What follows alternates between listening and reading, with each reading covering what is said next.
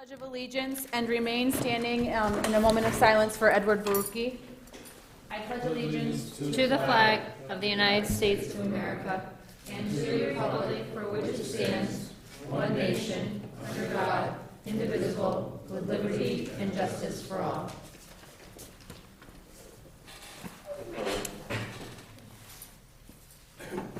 Thank you. I'm going to turn the microphone over to Jackie Sears, who will give us a recognition of Edward Barucki and his time.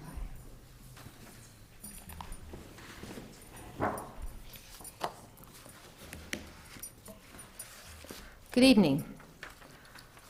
I would like to, well, we're going to be presenting this certificate, official certificate to Mr. Barucki at the Veterans celebration at the Norris on the 11th, pardon me.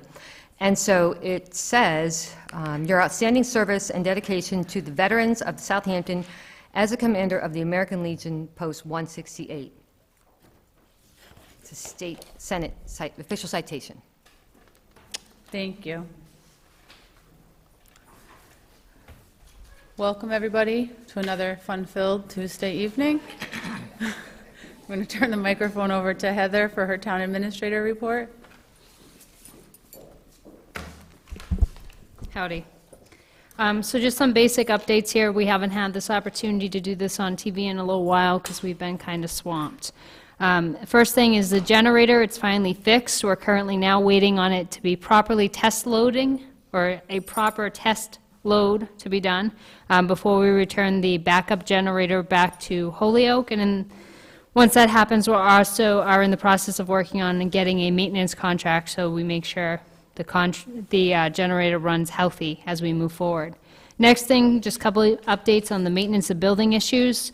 We've had the annual inspections. I might have mentioned last time the elevator failed, so we're waiting for them to come back and fix the part. My understanding is from the gentleman who came out from Bay State that the state inspector has been routinely failing for pretty much every inspection he's been to for the past 6 to 8 months. So it wasn't really unexpected that we failed. It was just we did. So we're working on getting Bay State back out to fix that part. Of course, the fixing of an additional part that is not in the normal maintenance piece, so there's an additional cost. The second item, SNE, so they came out. They are all set with their annual inspection. They need to replace some batteries, so they'll be back out for that. Also an additional cost for the batteries. And they have taken a look at our wet system down in the basement, which it requires an inspection every 5 years, and we're good to roll. As far as Eversource goes and doing an energy efficiency survey with some options from an outside consultant, we're waiting to hear back. They have all the information they requested from us. Some updates in my office particularly. I'm still working on with the Leadership Pioneer Valley program. That will go until May, so we've been doing monthly meetings. Purchasing, training, I have completed. The application will be submitted this week to the accountant's office for the associate MCPPO supplies and services designation. Wasn't that a wordful? That was fun, right? The next thing is the MMPA conference on labor relations I went to on last Friday. It was a very good meeting. They talked some more on the Cadillac tax, CBA negotiations, and a few other HR and labor topics. The building group. So we met as a subgroup to discuss communication upcoming projects. This includes the ZBA representative, planning board, building department, myself, Randall from the highway, and Tom from water. So it was a interesting meeting. I think actually the one that was absent this time was planning. He had a little glitch with his Outlook calendar.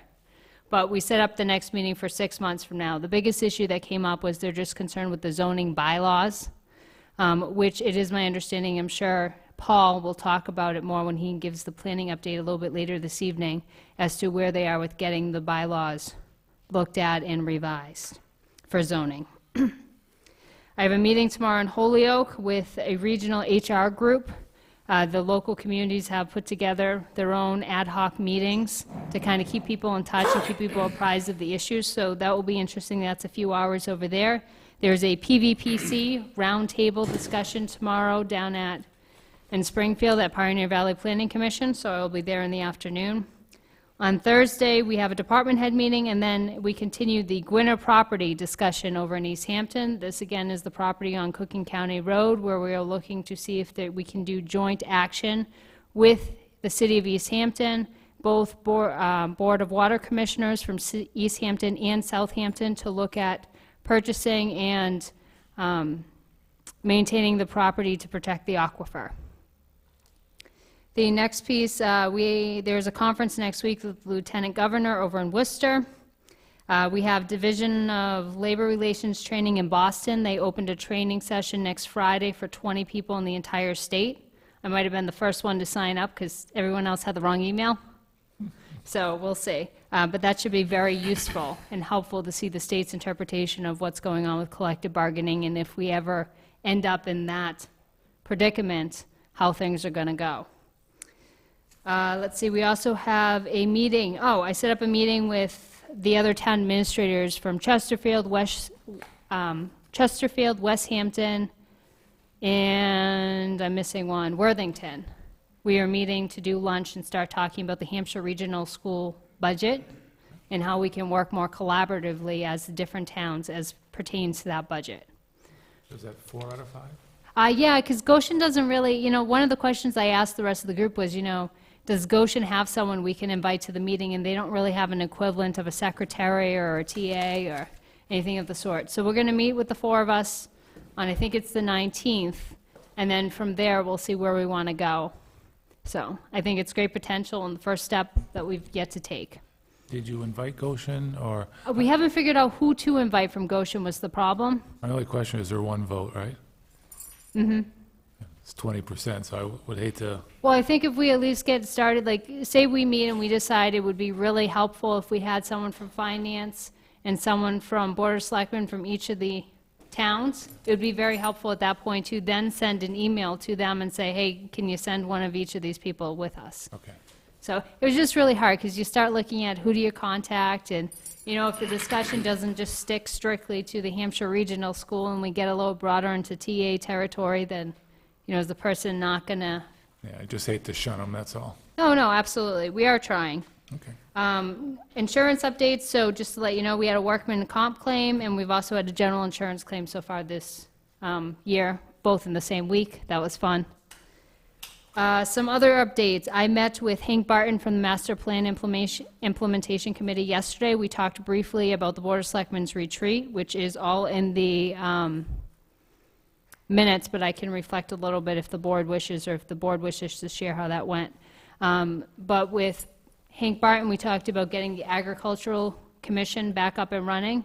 And one of the things we'd like to do is try to send a letter to all of the farmers in the area, all the farms. Whoever has farmland, Charlie, that means you might get one. And invite them to become a member of the Agricultural Commission by submitting their interest letter. And we'll also try to entice them with some of the goals that the master plan has set out for the Agricultural Commission, whether it be farmers markets, working more as United Front, what have you. So we'll list those. Hopefully we'll get some people who are interested as a result.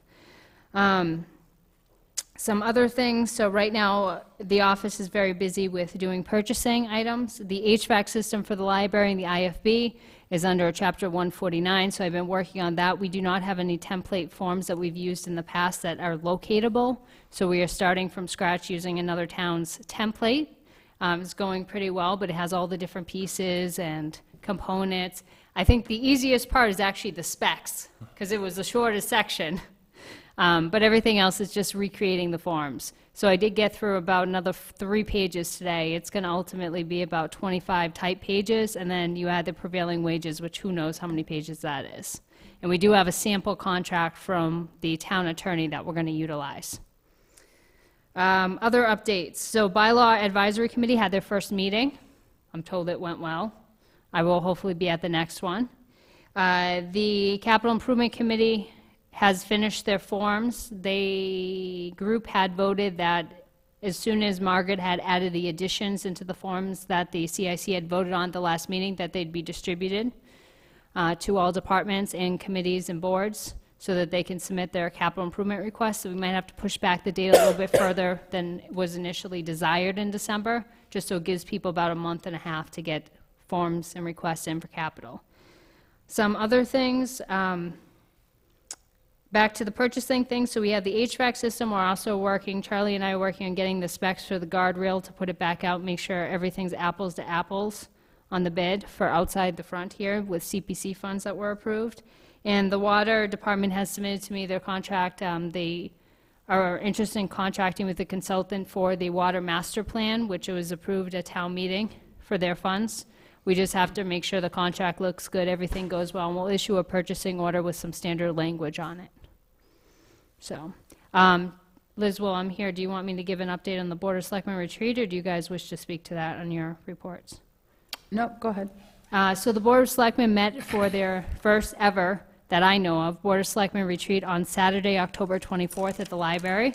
It's very entertaining. We actually threw in a little business at the beginning and started with an executive session. Then we welcomed our speakers.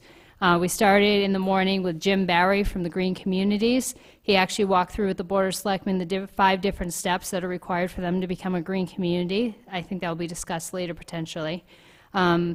Stuart Beckley then came and talked to the board about the master plan and the Board of Selectmen's participation and input in the master plan and their role essentially in this document and how that all works and even how the green communities piece ties into the master plan. And finally, we ended with David Nixon from the town of Hadley. He's the town administrator up there, and he came in and he spoke about how they do the budget in Hadley. The importance isn't so much, I've said this to a few people and they tend to get frustrated with me because they say, oh, they have so much more industry and commercial, they're not the same. They're not the same. It's not about comparing the numbers, it's about comparing the process. How it's done, what steps they're taking, what information is even prepared ahead of time for financial data, comparisons, things to look at for fiscal health. At that point, that pretty much concluded the entire time of the meeting. And it was about 1:30. I don't remember what we put for a conclusion time, but the board did discuss the option of meeting further to continue to go back over goals and additional things of expectations of themselves and policies and the like. That's my summary. Did I miss anything? I think you got it. Okay. Anything else for me? Okay. No? I have a Oh. question, Heather. Yes, ma'am. Go ahead. If I may. Yeah. You said you're working on the paperwork for the HVAC at the library? Yep. How long do you think, when do you estimate that'll be finished? John, when you've started to do an IFB process and you've never had the documentation before and you have to get the specs, what's your ETA on completion? Then add in everything else you do in the day. Well, the 149 process takes minimum of 6 weeks from start to finish, just for the paperwork, the advertising and all that. So to get to that point, you're probably a week or two, no, a couple months off if you're starting from scratch. So I'm guessing January, Okay. because the process is very strict under law, so you got to follow it. Thank you. So end of January sound reasonable to you? Or am I- I'm hoping for much sooner than that. It just comes down to how many emergencies come up between now and then. Does that answer your question, Jackie? I'm just wondering what we can do to help you to move that along. I don't know. Do you need a consultant or do you need? Do somebody- everything else I do, and then I'll just focus on the purchasing. That would do it. I'm sensing a little sarcasm, but Jackie, I appreciate the offer for help, I guess would be the correct answer. Unfortunately, what tends to happen in town administrative positions is where we are the jack of all trades for many, many things. It's not just a purchasing office, so I don't spend 8 hours plus a day on the purchasing piece. I probably get in like 30 minutes to an hour, and that's really pushing it on a daily basis, depending on what else I have to get done. You know, I'm working on an appeal for something. We have other legal claims that keep coming in, insurance pieces that come in, and then just day-to-day stuff on top of other regular duties. yeah, just a thought, and I'm just thinking off the top of my head, but we do that a lot where I work, obviously, the 149s. If you're looking to hire somebody for a few hours to review it, let me know, and I'll see if we can get one of our engineers who might be interested.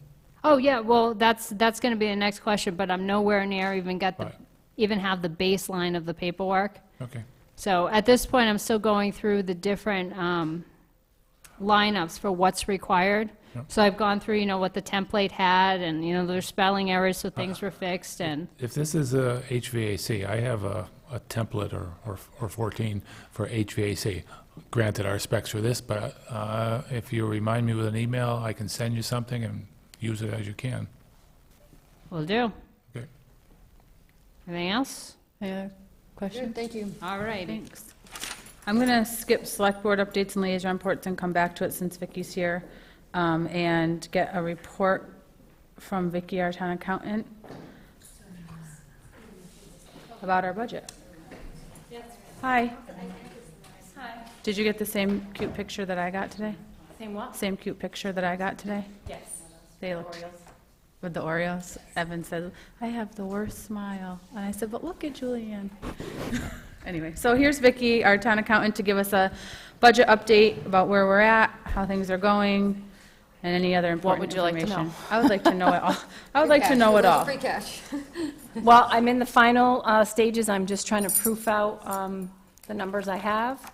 And the Department of Revenue, our Bureau of Accounts person was gracious enough last year to give me his stack of papers that he does to review it. So I need to go through what I have versus what he did last year to make sure he doesn't have too many questions, because they don't have a whole lot of people there to be reviewing a bunch of That's stuff. what you had said last time, right?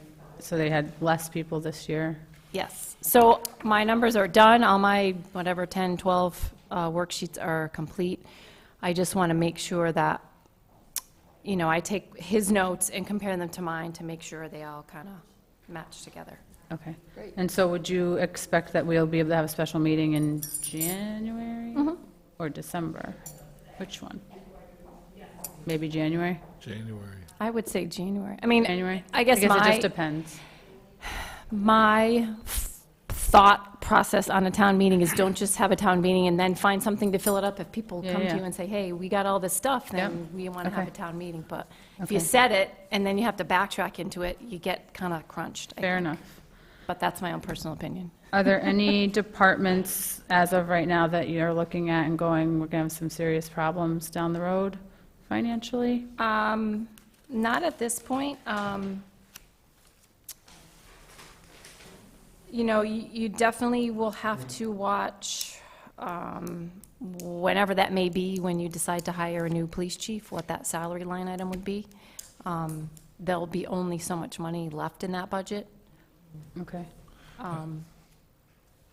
And if the wages, the police wages are going over, if they happen to because of overtime, because of the shortages, then you're not going to have any money left to transfer.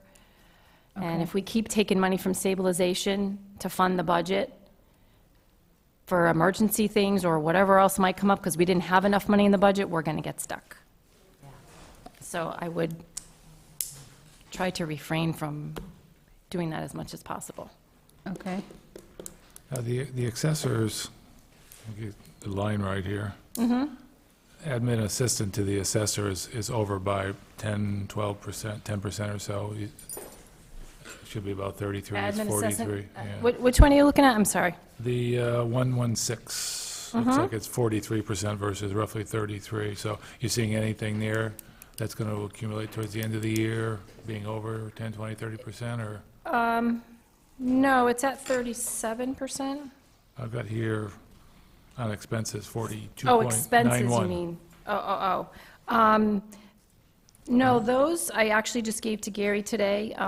There was a, you know, Shannon is new, so she had quite a bit of training to go through. That are $300 a pop, so and obviously she won't be continuing any point at this stage, so there won't be too much training left. I'm hoping that the new person they hire is going to have Yeah. most of I the was looking training at- that they need. I was looking on the line above, actually, the salary line, but, Oh, the wages? yeah. Would the board like an update? Excuse me? Would you like an update of the assessor's office?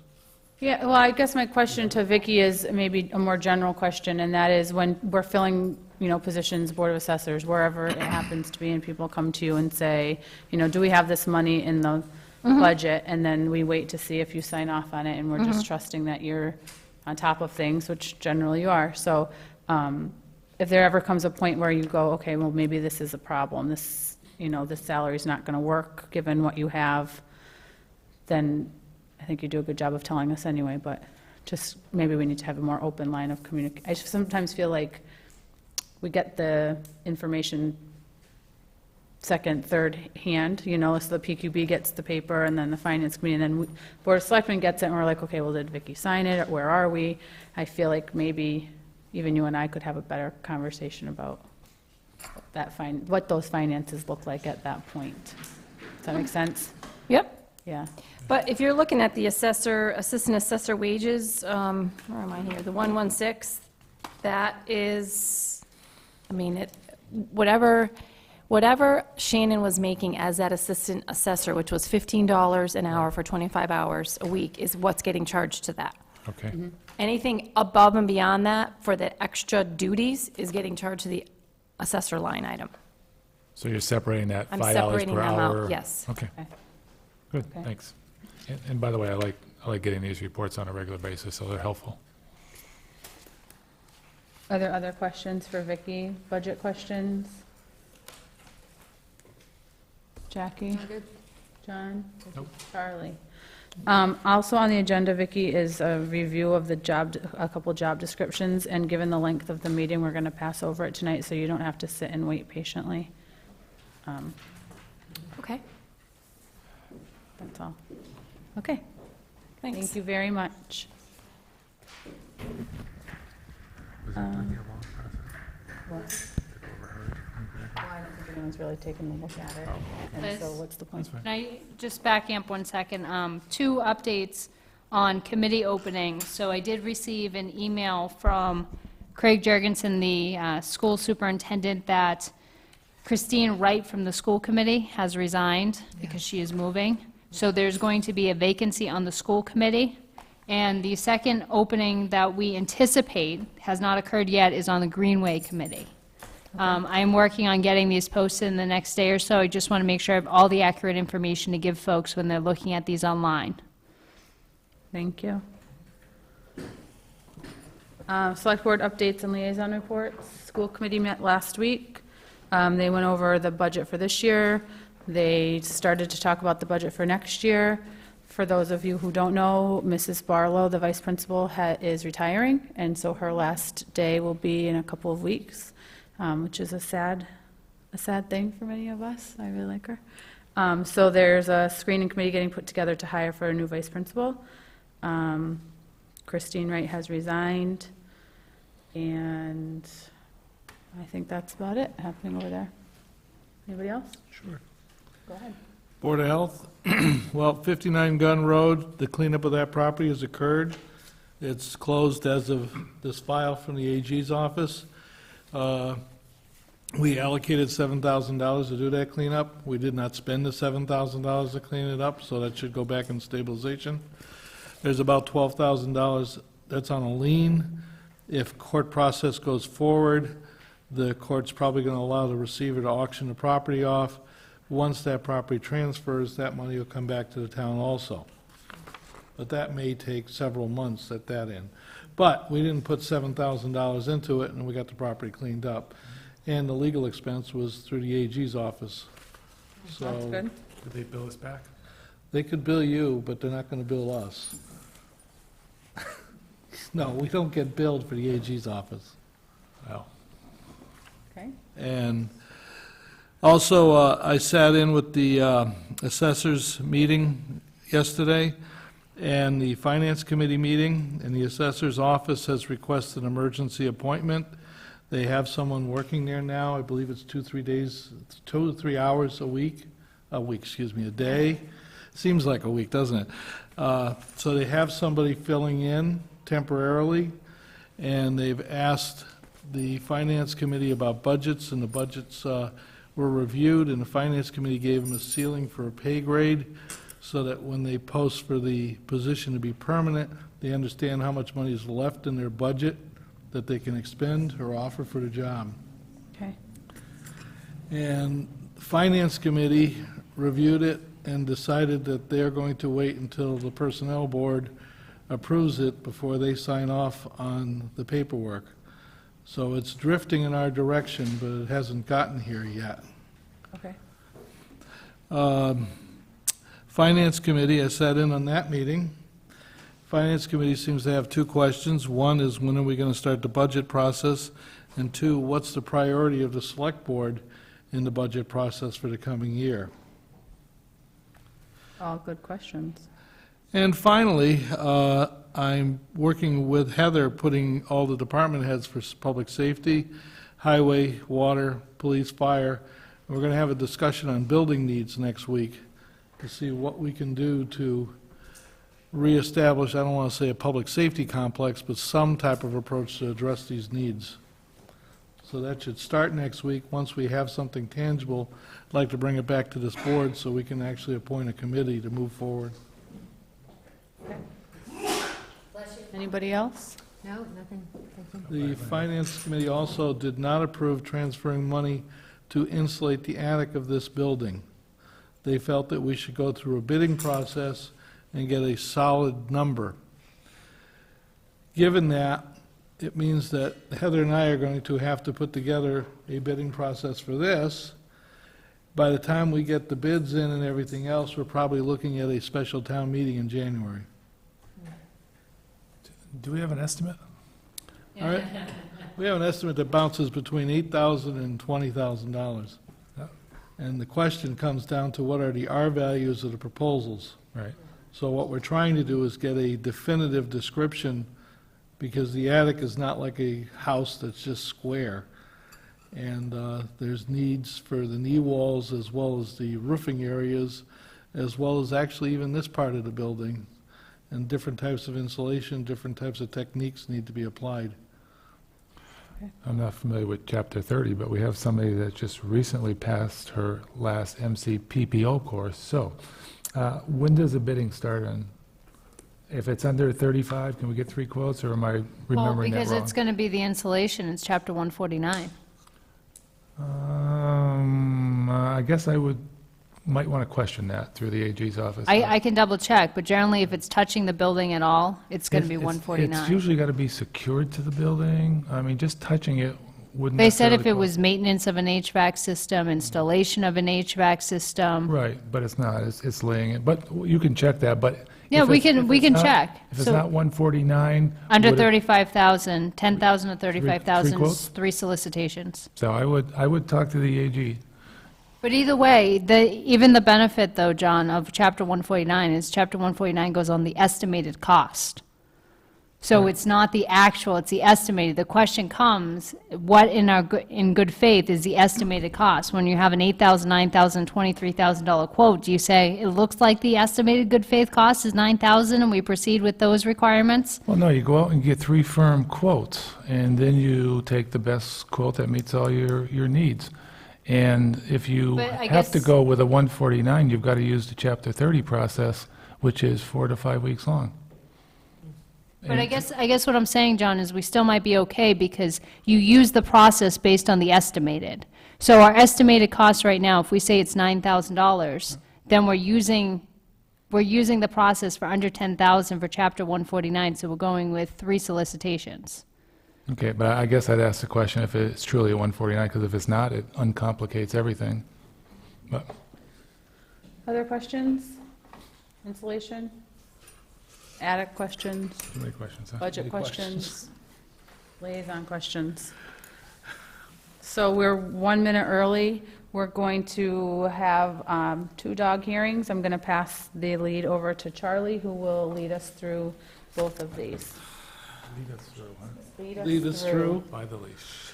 This is going to be a quasi-judicial hearing. So basically pursuant to provisions of Mass General Law, Chapter 140, Section 157, the town of Southampton is holding a hearing today. Witnesses, including complainants, will be sworn in. So, for 29 Cook Road and 9 Maple Street, will the parties on both sides please stand? Raise your right hands. You solemnly swear to tell the truth, the whole truth? Yes. Sit down. You taking notes, Charlie? You're next.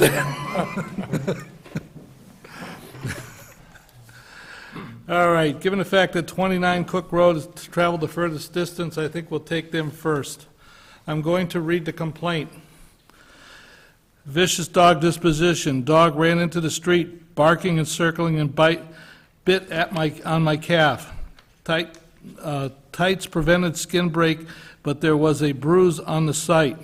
Dog has habitually run into street after passerbys by barking and harassing. The owners are aware of it, but in its 70 yards have ignored it. And maybe I'm reading that wrong, but that's about it in a nutshell. What I would like is the complainant to come to the microphone.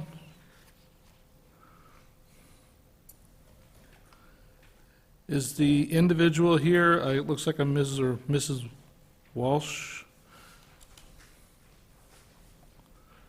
Okay, the complainant is not here.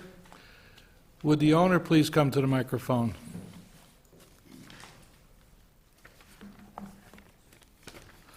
Could the owner explain to me the circumstances that he observed? Well, first of all, I've had collies 19 years. This is my second set of a boy and a girl. Could we have your name and address, please? Andrew J. Pignatier, 29 Cook Road, Southampton. And what types of dogs are we talking about? Collies, like the Lassie, full collies. Are they licensed by the town? Yes, they are. They always have been. Please, go ahead. Okay, well, first of all, if you know anything about collies, they're very barky. They are number 3, and if you look at the dog books, they're number 3 in intelligence. They're good dogs. They defend their property, and where I live, I've had 2 mountain lions in my yard. I've had bear in my yard. I've seen everything but a moose in that yard. I saw a mountain lion Sunday, but it was toward the cornfield when I was coming back from the Big Y early in the morning. My wife's seen them twice this year, and I got 2 other neighbors that seen them. So there's some bark in there when they see animals, obviously, too. I would say 250 days a year, 20 people go by my house with a bike, walking, running. You take that times 19 years, plus the hunters that go into fisheries and wildlife, and the road runners, the race or 2 a year, that's 100,000 people. I've got people that come in my yard, walk down the driveway and ask if they could pet my dogs, too. I get a lot more of that than a couple complaints. And my neighbor across the street, he said there was a lot of break-ins before I had collies in that street. And, you know, I'm kind of, I am, one thing that's good now is I'm semi-retired since this complaint. I'm working only, like, I'm CPA, I work only 3 mornings a week. I'm home by about 11.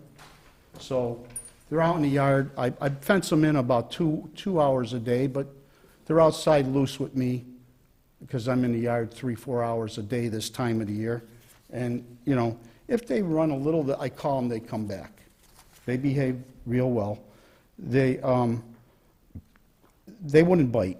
When she said that, I just, you know, I didn't see any marks there in the leg at all. But at the same time, the dog did go out in the street, I admit it. And that happens once in a while. I think it's happening less and less now, much less that I'm around. As I said, people come in my driveway. One of my colleagues is in Bright Spot Therapy, works with dementia kids, and is about to work with a dementia unit, elderly in Armbrook, and then she also is going to be starting to work pretty soon with kids who have trouble reading, that stutter. And the other colleague, we're getting ready for that program also. So, you know, the lady, I know there's a couple people that get scared. His bark, the boy's bark is really loud. But again, they're protective, and I'm going to be more aware of that in the future because now I'm there. So, and Don was nice enough to come and see the dogs today, so I appreciate that. That's it. We're planning to look to downsize in the next year or 2 in Southampton, Westhampton. We're starting to look now, and I definitely, no matter what, after this experience, I'm going to have a full fenced-in yard in the back when I do it. We hope to be in the area, but we're just starting to look now. That's it. Thank you. Thank you. I have a second complaint pertaining to your dogs.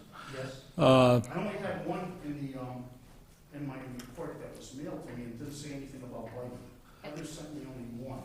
I understand that. Evidently, when they photocopied this, they gave me all the reports except the one that was pertinent to tonight's meeting. They had all three, be prepared for this, but I understand that, and I apologize for that, because even myself, they gave me the one for tonight just now. that's okay. So let's sort it out and go from there. This one is dated April 29th of this year. The statement of fact, a collie charged me from their yard in the road across the street and beyond, growling and barking, and only stopped when I screamed, and the owner came out of the, and had to collect the dog, and called the dog, excuse me. I'm looking for Maureen Baller, I believe it is. Let me turn this around. Is there Bowler? Is the complainant here for that? Is there any complainants here for 29 Cook Road? Okay, well, this was the second one read into the record. I took the liberty of driving down there today to view these animals. I found them to be what you would call a typical two-collie environment. I do believe that these dogs did go out in the street and did harass people, but I do also believe that these animals are not vicious. I would suggest to the board that we give a written warning, and at this point in time, leave it go at that. On the second complaint, was there any injury or anything? No, And you said you had a third complaint? I don't have the third complaint, but evidently Heather had one. So just to give you a really quick background on that, so we received 3 complaints over a period of time. We contacted all 3 of the complainants to see if they wished to pursue their complaint. The only one that wished to pursue was the one Charlie recently just read into the record. That's why, Andy, you only received 1. That was the only one being pursued. She runs there, she lives in Holyoke? She runs by. Point, if you're going to talk, you have to go to the podium, because the microphone has to. Often, but you know, if she, I'm there more often now. If she wants to even call my house and tell me she's going by, I don't know why she's afraid of them, because she could come down the yard and pet them and make friends with them in no time. They're that easy. They're harmless. I mean, their bark is, they don't bite. I'm sorry, they don't bite. Well, she doesn't have an obligation to take and call you in advance when she wants to use the public way. No, but I'm home more often. I mean, you know, I let them out early in the morning, like 5:30 for 15 minutes with me before I go to work, and then I go to work pretty early, and I'm back home by 10:30 or 11 now. So then pretty much I change and they're out with me. I believe that if you look at these reports, the last incident was in April of this year. So I believe that he's paying attention now to maintain and control his animals. I would say since June 1st, I'm really, because that's when I went down to like 3 mornings a week. So I'm home like a lot of days. So why don't we put it on record, and then if nothing else happens, we're all set. Thank you. That'd be my motion. Is there a second? Second. All in favor? Aye. Aye. Opposed? Thank you, sir. Thank you. Thank you. Thank you. Have a nice night. You too.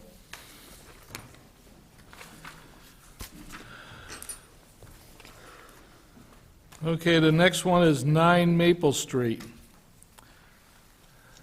Heather, I only have one report on 9 Maple Street. Okay. Let's see. On April 30th, I was walking my dog down Maple Street, as I do every day. I passed a white and brick house diagonally across from the town offices. I was on the side of the street of the offices when a medium-sized dog ran up behind us and tried attacking me and my dog. After yelling "back off" 4 times, the owner finally came out, called the dog.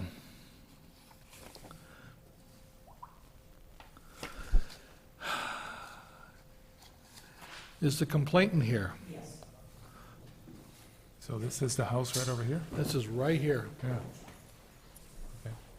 Good evening. Your name, Terry Sinkowitz, address? 220 College Highway, corner of Center Street. Okay. Terry, could you explain to us exactly what happened? Well, every day I would walk my dog up Center Street, across High, and down Maple. I'd cross Maple at the top and come down on this side of the street.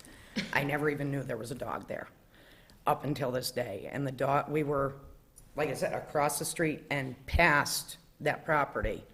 And my dog started reacting, and I turned around, and this dog was behind me. Hadn't made a sound until it was right on us. It was growling, it was baring its teeth. I had to scream back off several times. This gentleman did come out of the house, screamed for the dog several times. He'd start to go back and come back towards me. He finally did go home. Now I don't even walk this way because I don't know what's going to happen with the dog, if it happens to be out off leash or what. Do you know what color dog it is? It's like it's got some silver and white. It looks almost like it's part Akita. That's the only way I can describe it. It's like a brownish silver white, from what I can remember. I've thought about carrying mace, but I don't want to hurt another animal. But I need to protect myself and my dog. My dog is well socialized with other dogs. He's not used to this kind of response from another animal. And, I take great pain to keep him on a leash. He is an American Pit Bull Terrier. So with that, I'm even more careful with keeping him leashed and keeping him contained in our yard. It really scared me. I had a procedure for a slip disc the day before and had a very hard time controlling him. I didn't want my dog attacking their dog. He's going to be 2 in January. He's been licensed since we got him. He's had his shots. He's been, everything legal since we've had him. And it just really scared me. There are elderly that walk with their little dogs. There are women that walk with their little children. And an elderly person, if that dog decided to come after their dog, it'd be no match. And that's my main concern. I don't want to see them, be asked to get rid of their dog or anything else. I mainly want them to be mindful of that their dog, just like my dog, is lovey with me and my husband and my grandchildren and my daughter. And I'm sure, their dog's a family dog with them. But this was totally unprovoked, and it really scared the heck out of me. Was her dog bigger or smaller than yours? He was smaller at the time. He's pretty big now, but he's strong. He's, it's... No, I mean their dog. Was her dog bigger or smaller? My dog was smaller Okay, at the time. okay. He's quite big now, but even then, with the muscle build he had, he's very hard to control. We have a very strong leash to make sure he can't snap it. Like I said, I don't walk this way anymore, and it makes it harder for me because I do have really bad back issues, and it makes it hard to walk longer distances. I'm just concerned about injury to somebody if this dog did it again, and if the gentleman wasn't around to call him back in where he heard. Thankfully, it was a nice day, and I'm sure the windows were open, but it just really scared me. Thank you. Thank you. I take it you're the owner, please. My name is Gabriel Cushion, and I live at 9 Maple Street in Southampton. And what type of dog is this? He's a mix, Husky and Australian Shepherd. The best we know is a rescue dog. We got him October 3 years ago, so we've had him a little over 3 years. And he's licensed by Yes, the he is. town? Yes. Can you explain to me the circumstances that, as you recall them? Sure. Our dog Toby is inside our house 95% of the time. We don't let him out running freely. When we walk him, he's leashed. On that particular day, so first of all, I'm sorry that you were frightened that day and experienced, a scare that day. So the best that I recall, I heard Toby outside. I didn't even realize that he had gotten out. So it's a very rare circumstance. You mentioned in your statement that you walked there daily and didn't even know that the dog was there. So that means that at that time, 2.5 years, it had never been an issue. So we are very careful with our dog. On that particular day, I heard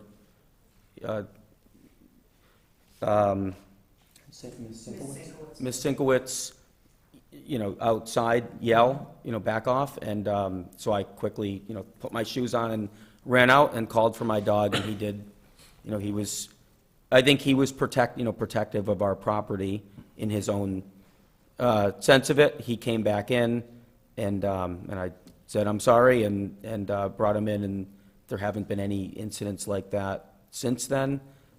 We are generally very cautious with our dog. Our dog does have some trauma from being abused as a puppy, and so he is very, he's never attacked anyone. He's very great. I have 3 kids. He's great with our kids, but he's very protective of house and property. He's very, very nervous type dog, and we're mindful of that and always keep him leashed and well supervised. Okay. Does the board have any questions? I do. Yes. Is he right now in the backyard? I mean, how do you walk him? How does he get outside for exercise? We walk him on a leash. So right now, he's sitting in our living room, as he always does, right in the window. So occasionally he will bark from inside the house when people come by, but otherwise we walk him on a leash.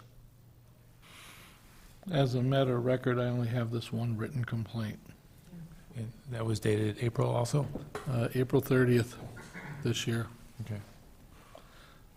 I have no questions. Now, it seems like another isolated incident, and, both parties are agreeable. I think we should do the same thing and just put it on record, and Is that a motion? that's a motion. Second. All in favor? Aye. Aye. Opposed? As it is. Thank you. Thank you very much. Thank you, Mrs. Sinkowitz. Thank you. Thank you. I now relinquish the gavel back to Liz. So thoughtful. We're going to move on now to some department reports. We have the building department first. I think I saw Tom here. Hi. We have Tom Quinlan from the building department here to speak and update us on the building department. He's also going to talk about e-permitting. Thanks.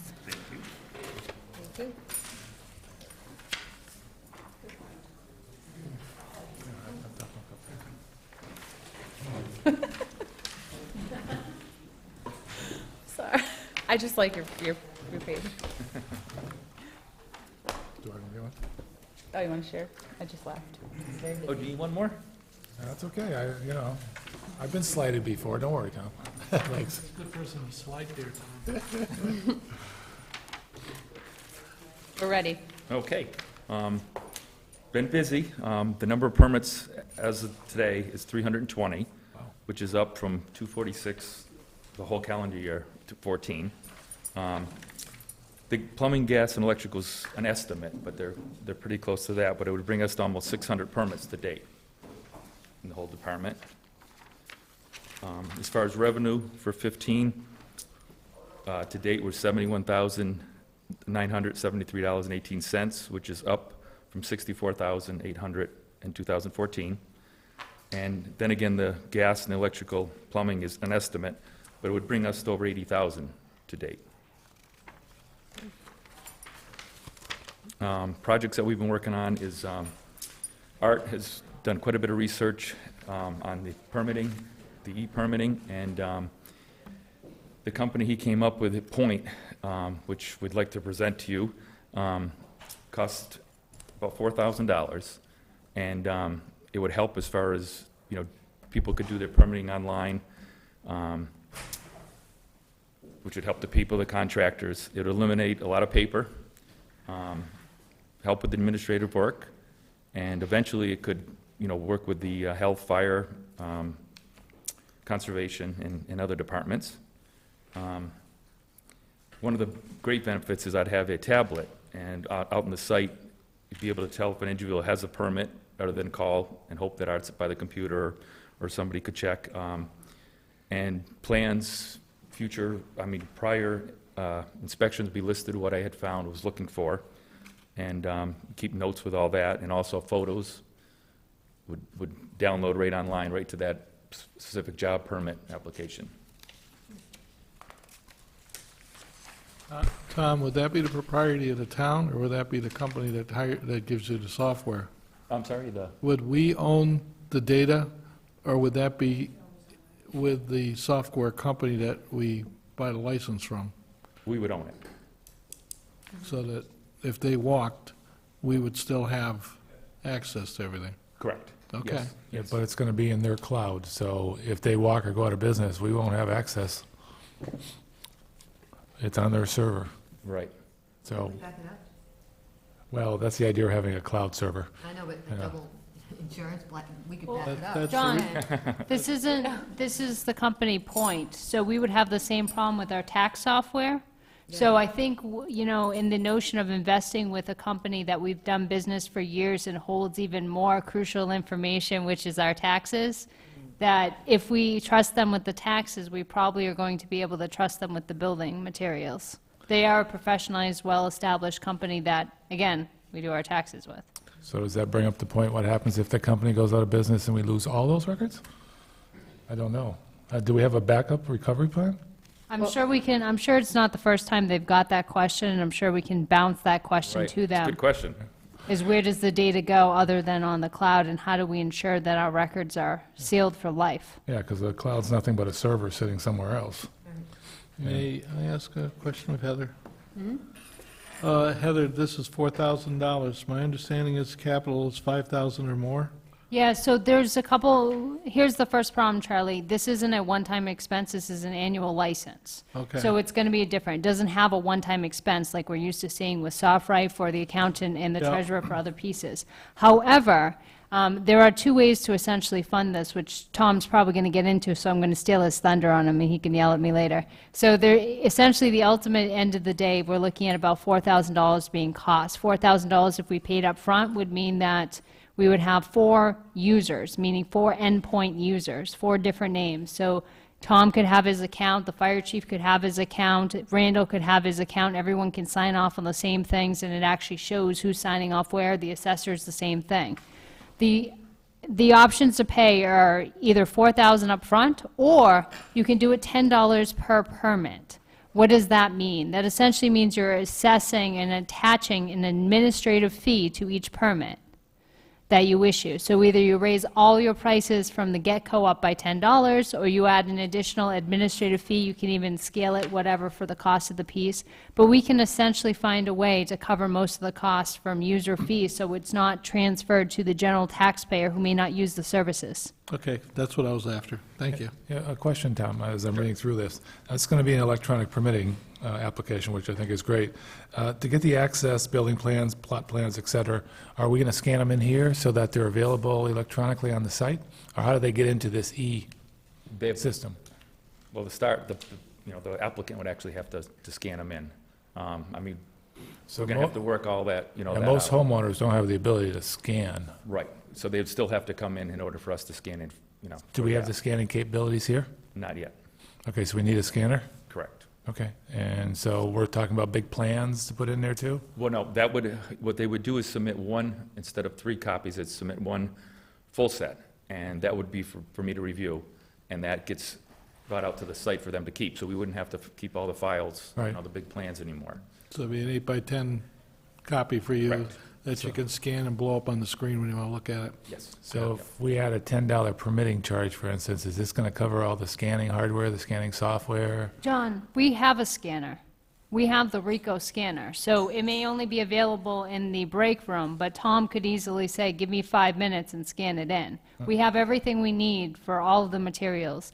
The only additional equipment that's really needed is his tablet, so he can utilize it on the site. We happen to have 2 tablets right now in the Board of Selectmen office for the administrative assistant and myself that aren't being utilized. So for the time being, if it meant to get Tom up and running, we would happily loan the building department the iPad to get them moving and see how this works. So the answer to the scanning question is yes, we have a scanner and all that guess equipment yes. in software. Not in our Okay. office, but in. But that's a big all we do. expense, because I just set up my office that way. And in a tablet, you're going to need a Wi-Fi plan too or something, so I don't know if ours are capable of that, but I love the idea. Thanks. Yep, thank you.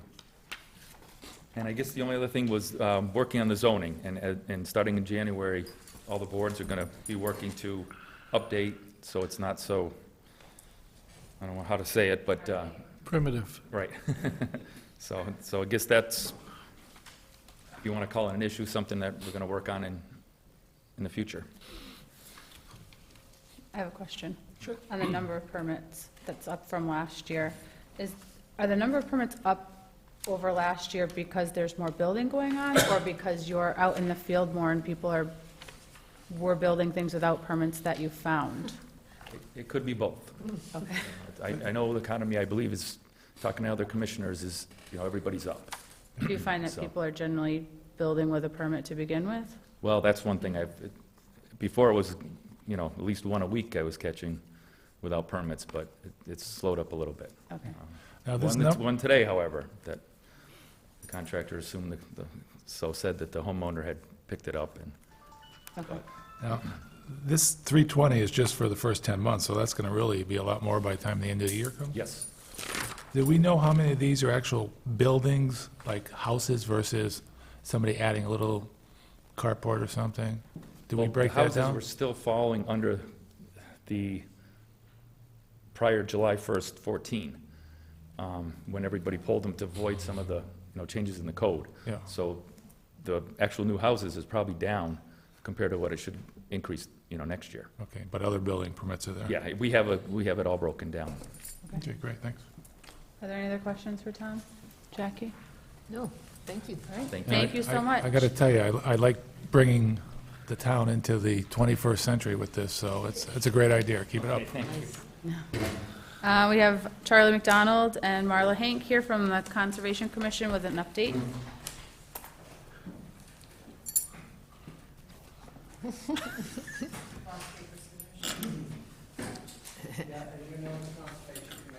Two responsibilities. One involves administration of the Wetlands Protection Act, and the second is to supervise the stewardship of over 600 acres. Typically, we meet twice a month, and I would say, and I might correct this number, I think we at least have something like 36 to 50 applications per year, for which we charge some fees and so on.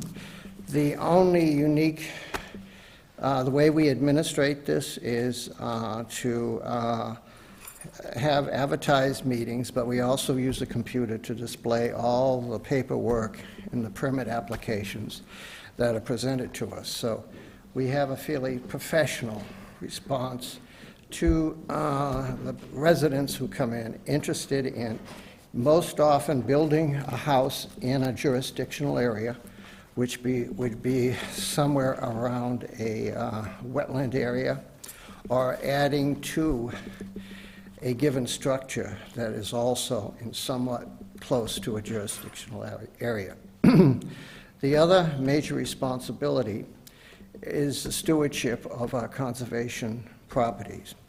And in addressing this, we have applied for grants, and we have been successful to get 2 grants. One, the land grant for the Greenway Rail Trail.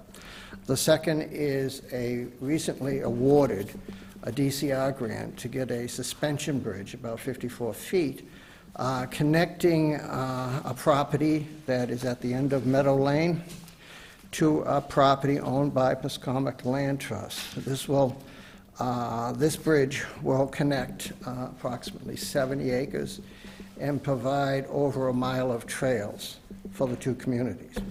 It's a fairly complicated project. We anticipate that within the next year, the first 2 goals is to get the permits for a notice of intent, because approaching this bridge, we're going to, the location of this bridge, we're going to have to track through wetlands. And on the Southampton side, we're going to have a 250-foot elevated walkway through a wetland. That is part of the grant. We got a total of $50,000 to construct this bridge and also these walkways, most of which will be in Southampton, and signage. There is a potential, depending on how much volunteer work we get involved in, are recipients of, we will anticipate maybe a parking lot to get off-street parking associated with the Meadow Lane side of the property. So those are the two major projects. We have applied to the Community Preservation Committee to help support these projects. The DCR grant is a reimbursement grant, as is the land grant. So we are very much dependent on support of the community in town meetings to continue this work. In particular, we have been given the support for the reimbursement for the land grant once that's completed, and we own the property. We will have to address, for the DCR grant, we will have to address getting a reimbursement about 20%, $10,000. Again, this bridge is connecting two communities, so we are working with the Conservation Commission in Easthampton and the Pascomic Land Trust that owns the 35 acres on the other side of the Manhan, as well as our own commission, to orchestrate exactly how we're going to do this. But we anticipate that we're going to get the NOI and a warrant on the next town meeting for this reimbursement. So other than that, the only other activity which we have approached the Community Preservation Commission about is a project associated with that ZIPTA barn, which is opposite Glendale, the intersection of 10 and Glendale, close to the ZIPTA farm property, the 83 acres that were actually, it's 83 plus 11 acres that we as a commission and as the town owns that we have as recreational areas for hunting and so on. So we have approached them to get sufficient funds just to stabilize the structure. The floor is sinking and it is disintegrating, and so we just would like to have sufficient funds to stabilize the structure and maybe paint it. We are not repurposing it. We are just going to stabilize it. If we went after repurposing it, we'll have to work very closely with the Historical Commission as well as apply for a grant. So those are the major projects and those are the activities that the Conservation Commission is involved in. Charlie, there's a company that goes around painting barns throughout New England. You want their contact information? I appreciate that, and I would also like a timber framer. I have one. We need to get more than one estimate for repairing some of the basic structure of this thing. I have one so far.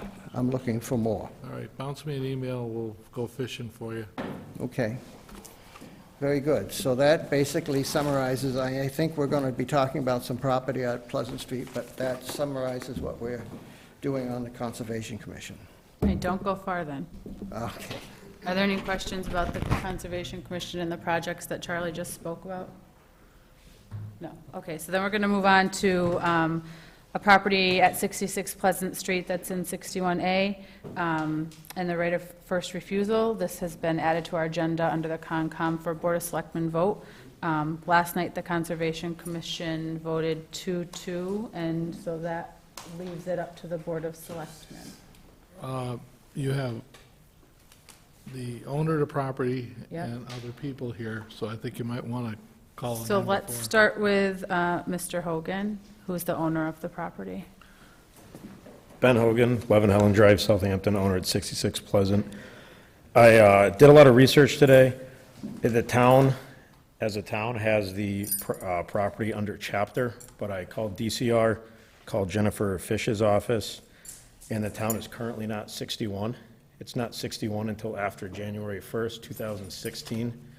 So we can appeal the 61 process, because it's not in 61 right now, and just negate it before January 1st happens. And it never happened because our taxes still reflect regular high Southampton taxes.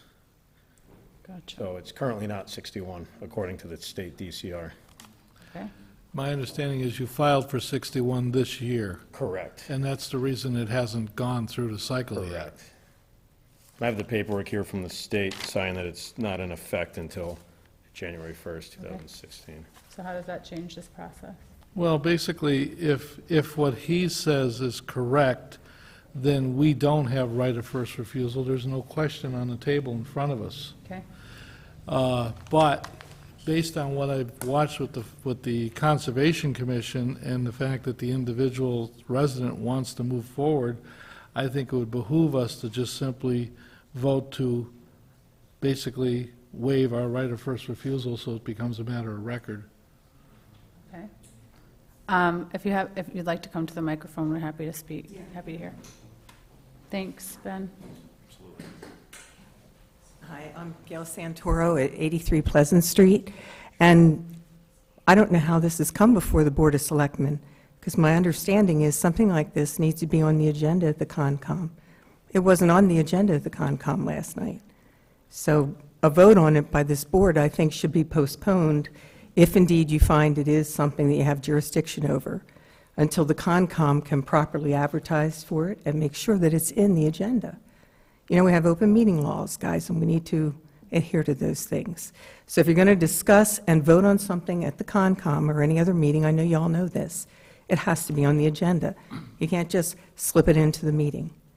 You know, it's probably something that came up late or something like that, I understand that. But if we want to be trusted, if you guys want to be trusted by the citizens of Southampton, you have to have that transparency and make sure that things that are going to be discussed and voted on appear on the agenda so citizens who are interested can come and talk about it. I mean, and just this piece of land, to be clear, it's like 27 acres, and it's going for less than the cost of a building lot. If we want to conserve open space in this town, it would be a bargain for us to buy that property, an absolute bargain. We just had 30 acres go for $750,000, if you remember. So there may be an opportunity to do something with that land other than see it converted to more building. But my main concern here is if we're going to have a vote in one of our boards on something like this, that it has to be in the agenda, and I would advise you not to take a vote on something that has not been voted on properly by the Concom. Thank you. I'm happy to hear you if you're at the podium.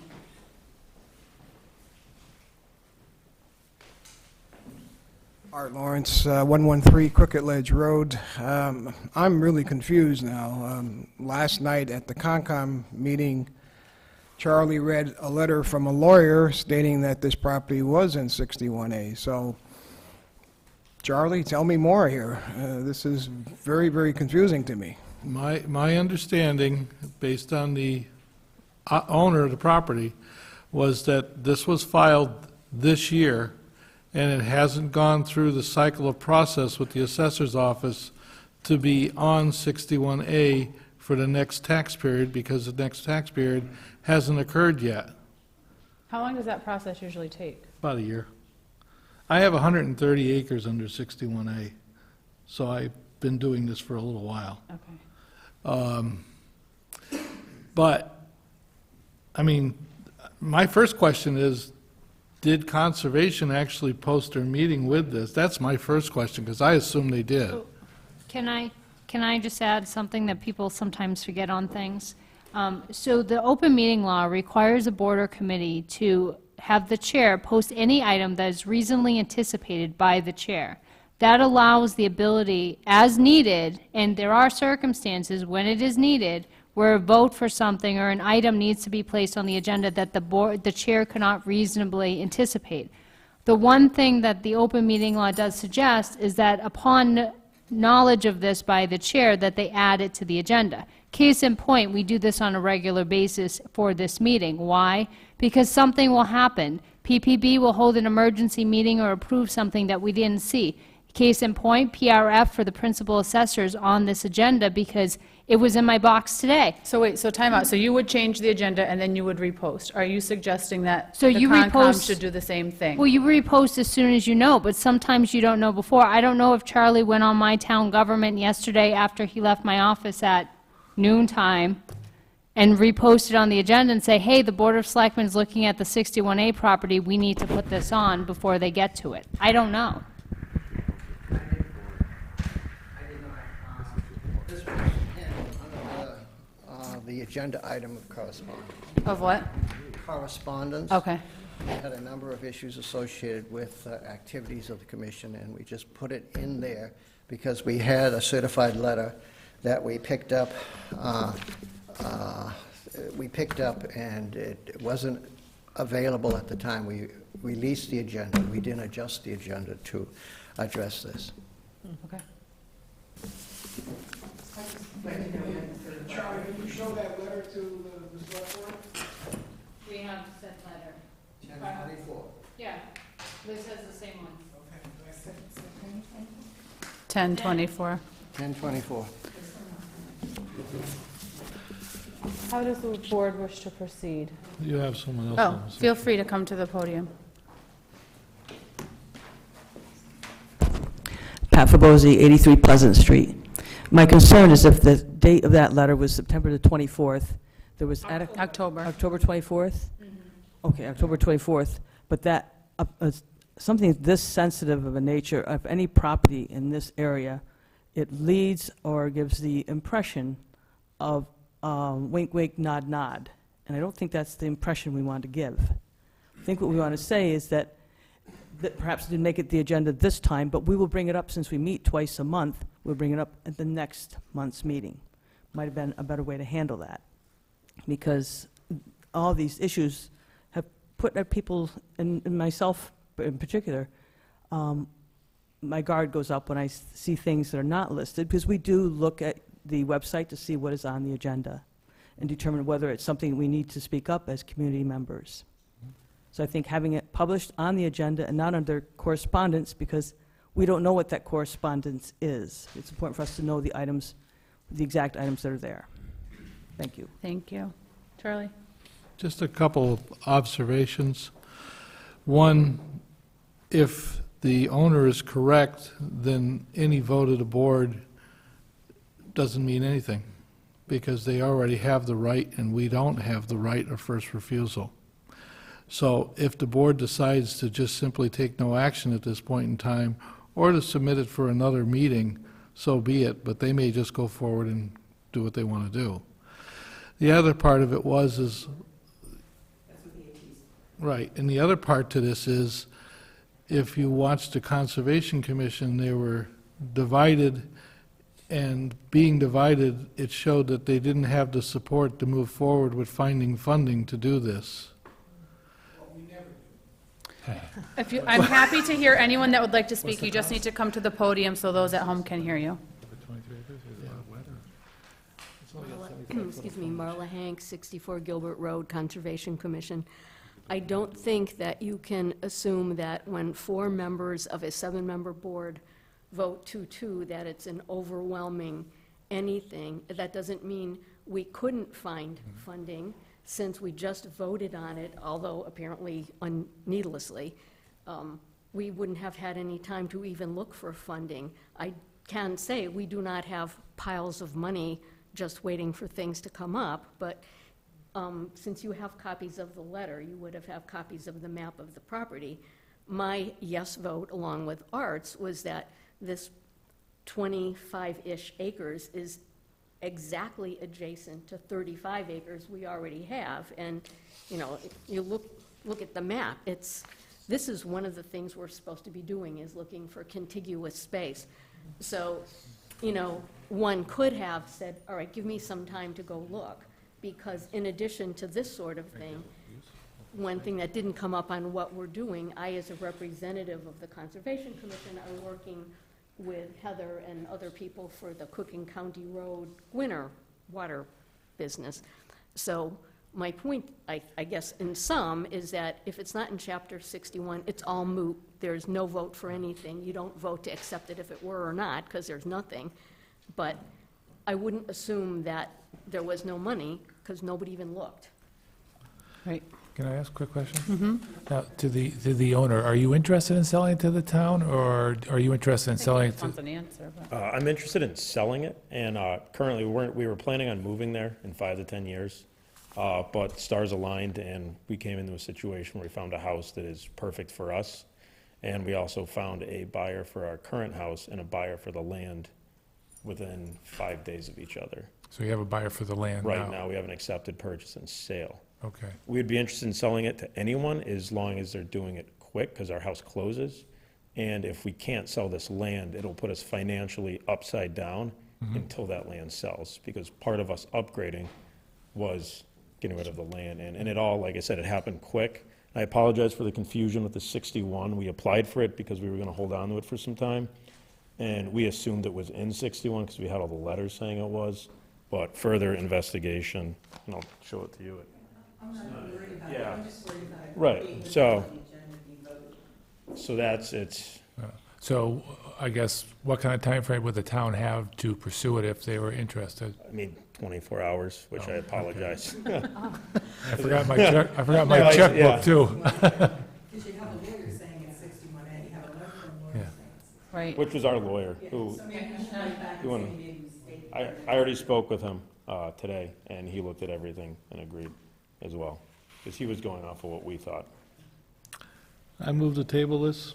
Yeah, I don't think we can do anything with it. I'll second it. Is there any other discussion? No. All in favor of tabling? Aye. Aye. It's too bad, but. Okay. Thanks so Thank you. much. We have the planning board up next, and Mr. Demon's here to update us on the happenings of the planning board. In addition, this may be a great opportunity for the board to speak briefly about the Green Communities Act and requirement to add zoning bylaws for the designation. Hi. Good evening, ladies and gentlemen of the board. Paul Demon from 216 Pomeroy Meadow Road, Planning Board Chair. Recently at the town meeting, as you recall, our most recent work was having 2 streets accepted, Nicholas Lane and Sarah Lane, at town meeting. There's 2 other roads, Old Harvest Road off of Strong and Bissonnet Circle off of White Loaf and County Road area that we did not send forward because our highway superintendent has some issues with the roads there and wanted to see them after this winter. So there may be 2 more roads coming to town meeting in May for acceptance. Some other action we've had since the first of the year, we do have another subdivision in the works, Woodmar Estates off of Pleasant Street. Their preliminary plans were accepted, and now we're awaiting the definitive plans after we had the public hearing and took comment from the abutters and some of the concerns. So I'm assuming they will be back sometime in the early spring or this winter with the definitive plans so they can start construction in the spring of '16. We also denied a preliminary plan for a subdivision off of Crooked Ledge due to the length of the cul-de-sac, because now we're under the new subdivision regulations which were passed over a year and a half ago. And there were some other issues about the intersection with Crooked Ledge. So we denied that application. I won't give the name of the person, but I'm assuming that that is going to be refiled possibly sometime in the spring. We approved a couple of accessory apartments. Those seemed to be gaining more momentum in the last couple of years, which has also been encouraged by the master plan. The biggest action we've had outside of approving A&Rs for home building on lots that don't need approval are ground mount solar installations for homes. And right now, I believe we're up to like 10 that we have permitted since March. it's almost like we've been getting one a meeting or two a meeting.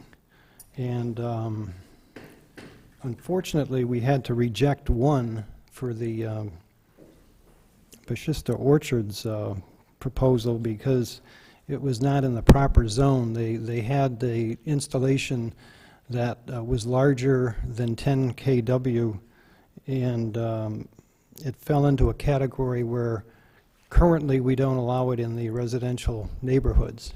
And it's unfortunate because across the street from their property is rural residential, which it's allowed. And here they've been in agriculture and an orchard for probably over 100 years, but the map was never corrected to reflect a rural neighborhood. So just on a technicality, we had to turn them down, and it was a very well thought out plan too. Yes, Charlie. Can they not go to the zoning board and request a... No, that was our first reaction when we gave them a conditional approval, but I consulted with Larry Smith from PVPC, and ZBA cannot override a zoning district, so to speak. It's only something that can be done by rewriting and a revision, which we are starting to do tomorrow night. Little background on it. When our former chairman, John Furman, was with us, we started the solar bylaw. And at that time, we were not consulting with PVPC very much. John, in his profession, had a lot of experience with zoning in other towns and cities, and in order to save the town of Southampton some money, we took drafts from other communities and we drew up our own. Now we find out that we were finding some holes in it here and there, and that's how you learn in the process, I suppose, that you take your lumps along the way. There's not serious issues, but we've found 4 or 5 areas where we need to change the language, the zoning districts, the fees, and we're starting that tomorrow night in draft form, which will come before your board to pass it on to us again for a public hearing so we can finish it off. That was the quickest way to do it. The other option was to redo the zoning map, and that would be... Take a long time. That'd be a bloodbath, I'm afraid. Yeah. Just, you know, excuse my choice of words, but that is a big undertaking, big undertaking. So this is the simplest way on it, and hopefully we can move forward with it, and so the Bashista farm there can save some money on their electricity. Just a question. Mhm. Is it the zoning that regulates having any there at all, or can you take it from a 10 kV, go down to a 6 kV and put it there? Well, 10 is 10 kW is allowed in that district. Anything larger than that, and this is, when we drew up the bylaw, we went small scale, large scale. Right. We did not go intermediate scale, which this falls into like just under 80 kW. And I think our thinking at the time was, you're looking at a solar field off a county road like Holyoke's got. We went to large scale. We weren't thinking at the time of anything intermediate in there. It went to large scale, and they'd say, well, geez, we don't want something that size of a solar field in a residential neighborhood. But come to find out, you can have those maybe up to 100 kW, for all I know, that you could possibly get in a residential area if there was enough screening and vegetation around and far, set back off the road far enough. But that may not always be the case. It's really, that would be on a case-by-case basis. We're going to see if PVPC will allow us to have some discretion when we make these choices, whether we can waive some of these issues, but that's all dependent on if it's legal to do or not. Okay, thanks. So again, we're starting the revisions tomorrow, and we'll go from there, and hopefully we can get that passed through the regulations and then be ready for town meeting. Heather tells me there might be another one in late January or February, hopefully. And also, Tom Quinlan mentioned it, Pioneer Valley Planning sent us a proposal back this summer about tackling the entire zoning regulations in town, which are not only old, they're outdated, they're archaic, they're not user-friendly, and we have to do that, and we've been taking a lot of flack over the years from all kinds of departments and people to get this done. So they have put forth a proposal to start in January with the public hearings. All departments will be notified. I encourage anybody that has any notations they want to make, we'll probably go section by section on it, and probably include, which we don't have now, a chicken bylaw or a noise control, just to name a couple. And there may be others that have come across people's desks in the police, fire, whatever department. So we'll try to get those updated.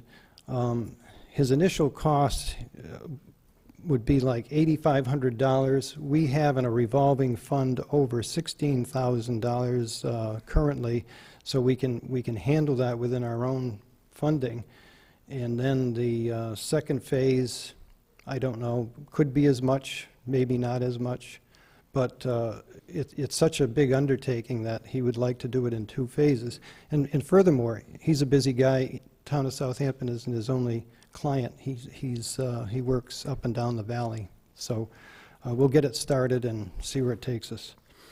And finally, Heather left the room, but there was something about some green bylaws that you people may want to ask to be included in that revision. Yeah, so we had a meeting at our Board of Selectmen retreat and talked about becoming a green community and what the requirements of that are. And so something that we need to talk about is whether we want to move forward with that. If we do, if we want to start a group, form a group to start thinking about that, and then involving the planning board and everybody else. So, the conversation. That's all I have at the moment. Does anybody have any questions for Mr. Demond? No, thank you. Jackie? I just want to ask you, are you ready to get involved with chicken bylaws? Are you ready? Oh, he's ready. We don't have much choice. You better be no, I'm just saying, you better be ready. Well, what's nice about the consulting from PVPC, they can present drafts for us from other communities and what they're using, so we can then, kind of edit them or refine them to our own needs. So it's not like you're rewriting these things from scratch. There are bylaws in other communities that have them now. You just take that material and hopefully you can hone from it what you need to start your own bylaw. Right. Are you going to have public meetings, get the public involved? Well, yeah, the meetings that we had when we rewrote the subdivision regulations, our regular meeting is usually at 7 o'clock. For these work meetings, we started at 6, worked for 2 hours on the bylaw, and then had our regular meeting at 8. So we will run 2-hour meetings for as long as we can to get this done, and have boards come, again, if they can't make it personally, but at least submit their requests, and then we can include them. Good luck. Okay. Yeah, thanks. Thanks for your Thank you service so much. to the town folks, too. Thank you. Mr. Gillagher with the zoning board, thanks for waiting patiently. We're ready. Ryan Gillagher, 39 College Highway Zoning Board Chair. I'm going to go backwards just because Paul had spoken about the zoning bylaws, reworking the old antiquated ones. It's great that first he has some money that he's willing to spend and contribute towards doing this, because for our board, it makes it extremely tough with a lot of the hearings that we have for variances, special permits.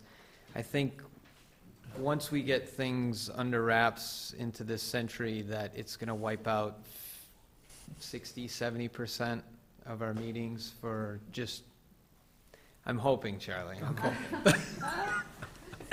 I'm not that I'm not willing to give up my time. Be an optimist, I right? have no problem, Dreamer, he's a dreamer. but a lot of it's just some, like with the height variance, with the existing structure, with the accessory use. I mean, we've had two 2 or 3 in the past 3 months that have come for a 2-foot variance because they want the line of the house to match the garage, that's the accessory building. And I mean, to me, that's kind of common sense, that it fits and flows with the neighborhood and the existing structure. And that's something that just needs to be looked at. That's, when these were written in the 70s, cars were smaller, houses are smaller, tax bills were smaller, so everything's changed and come full circle. Problems, I don't want to beat the dead horse, our old bylaws, that's our biggest hurdle that we've had since I've been on the board, I think, which has been almost 9 or 10 years. And our projects, I'm looking forward to, if Paul is willing to have me to help with working with the bylaws, and I have a bunch of notes and some comments and things that have gone on in the past years that, you know, something as simple as not a quick fix, but I think I can definitely add. And especially going through some other towns I've looked at when we've had situations to see what other towns, how they handle how their bylaws are written versus where we are, just for a comparison. Not that it would sway my vote, but I just want to know what other towns are thinking, and not in the chicken aspect. Status, we have a full board. We have a new clerk. I can't thank Nilda enough for helping out. She's a great asset to have. She had done all the filing and everything for the past 6 or 8 months prior to the new clerk, and she's brought the new woman on board and brought her up to speed and showed her how everything gets done, because if it was up to me, we'd still be back at first base trying to figure out how to make it happen. So no, it's good that we have a full board, because we've had struggles over the years to keep and maintain people, and I thought it was me for a while, but it's not, so. That's good news. That's it. Any questions for Ryan? No? No. Thank you. Okay, thank you so much. Thank you. We have the tree warden, Mr. Lauren. I didn't recognize you back then.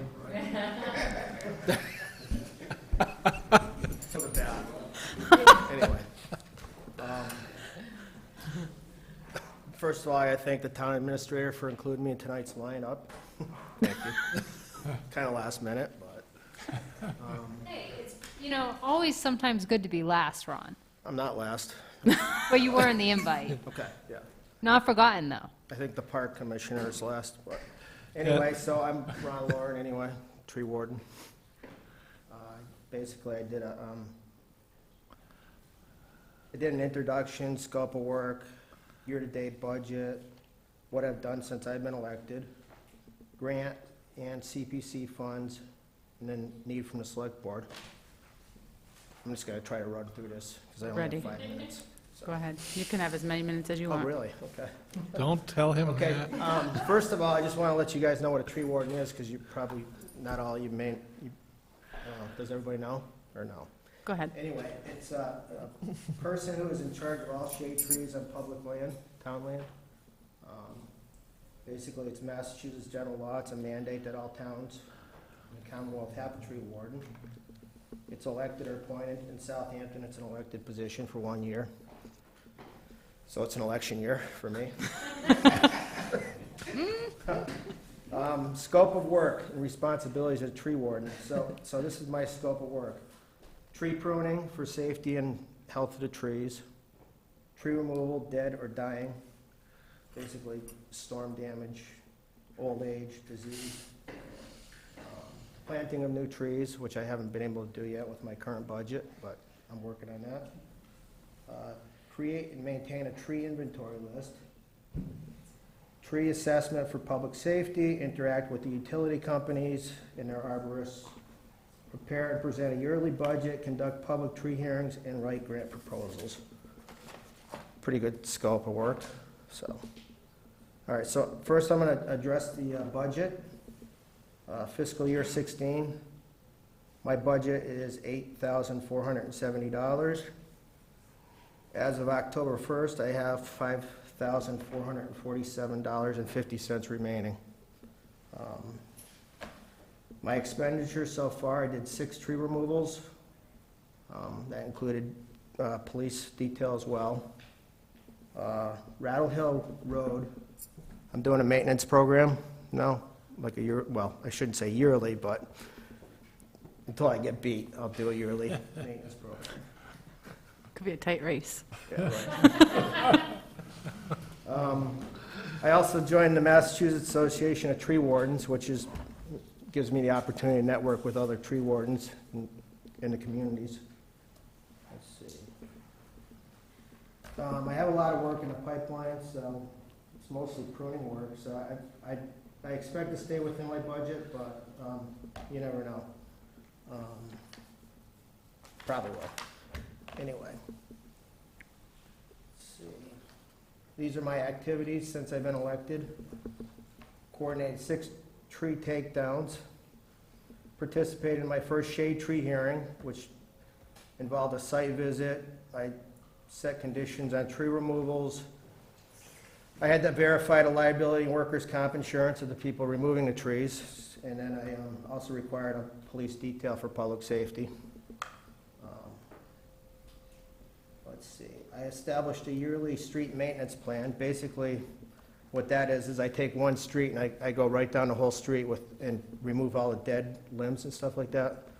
So this year I picked Rattle Hill Road because it seemed to be in pretty rough shape.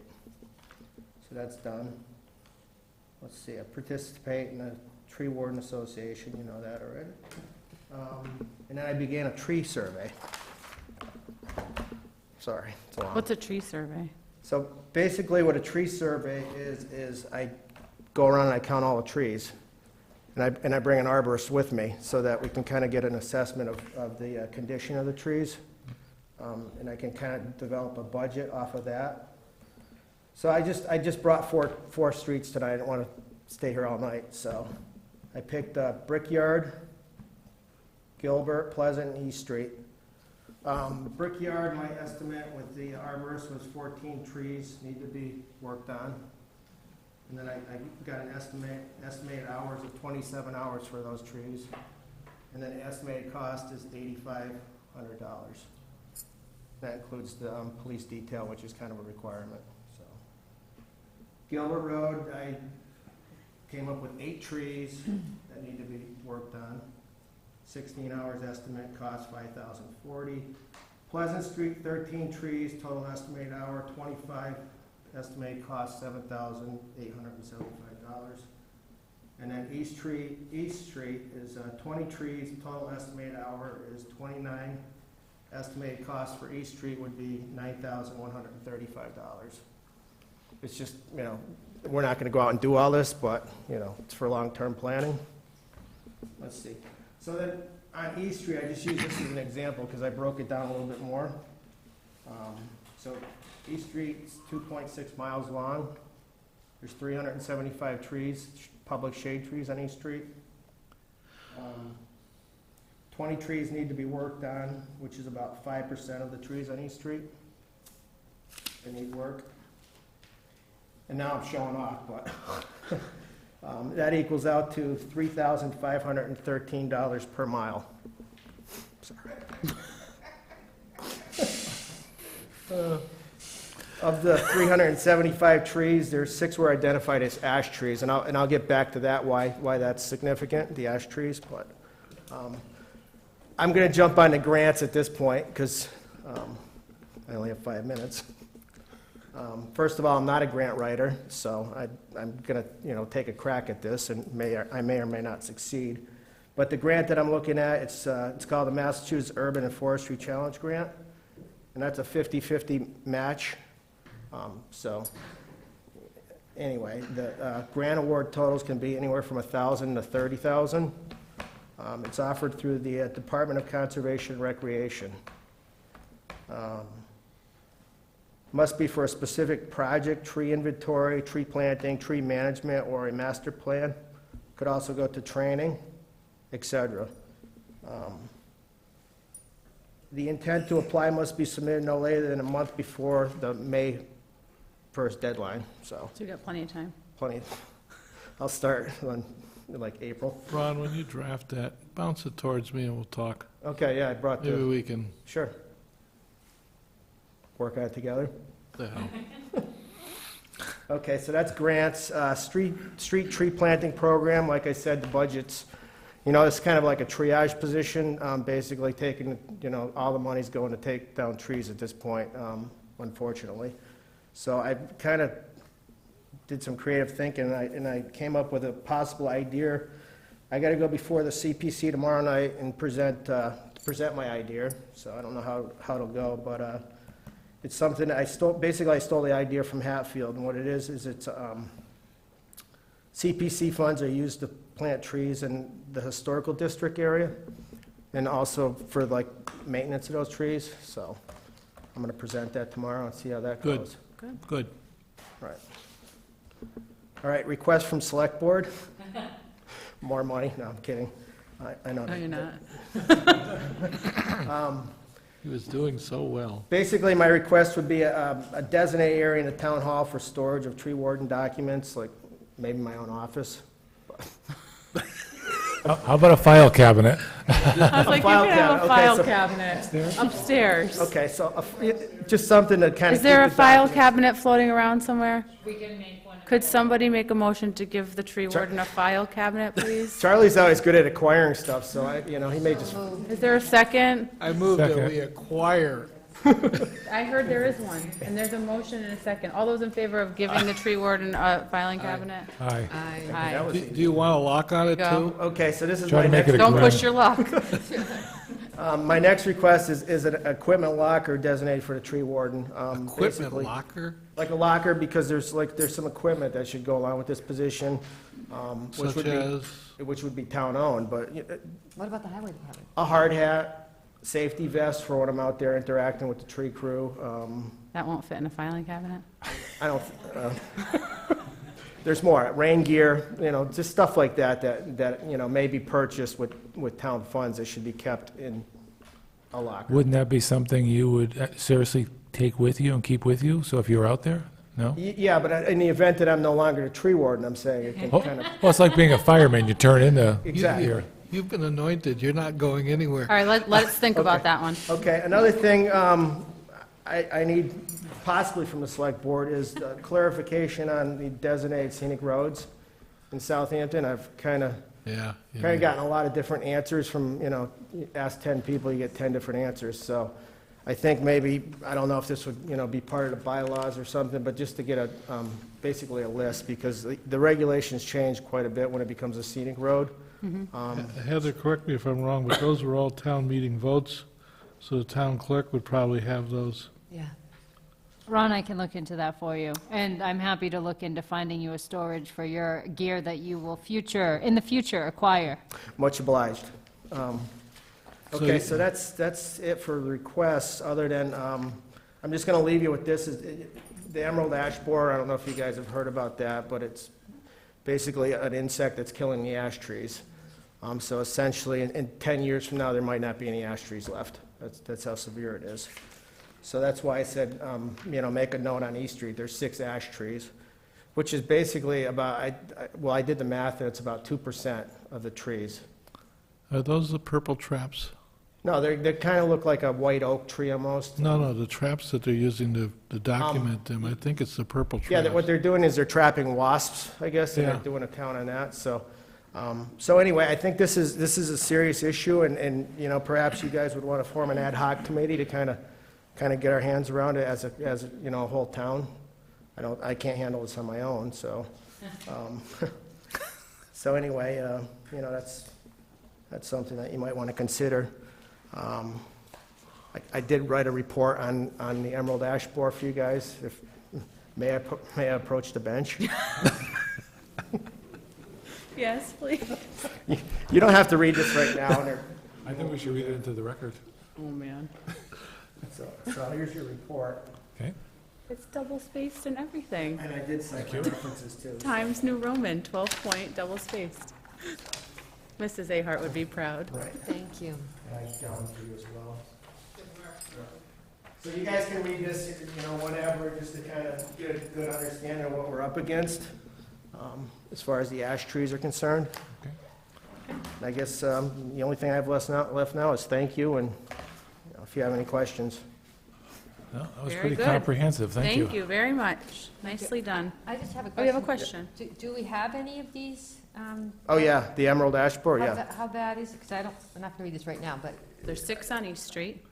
no, I No, mean, the- no, how many, the bugs? The infestation, it's hard to actually say. I mean, like Charlie said, those traps are designed to kind of get an idea of what, you know, the amount of infestation, so.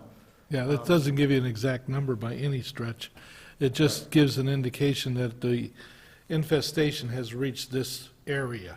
Gotcha. That's all it does. And I have some calls into like UMass and also the DCR to try to get the right people to, you know, that can give us a definitive answer on that. But there's definitely, the trees are dying. Oh, Yeah, so. that's not good. I'm sorry? Smooth. Yeah, we have those as well, but yeah, they're not as destructive as the emerald ash borer. Not to say the hemlock trees aren't important, but the ash happens to be my favorite tree in the forest, so. So we having fun? Sure. Good. All right. Dismissed? Thank you very much. Thank you. Mr. Neal from the Water Department. He's enjoying it. Don't like that.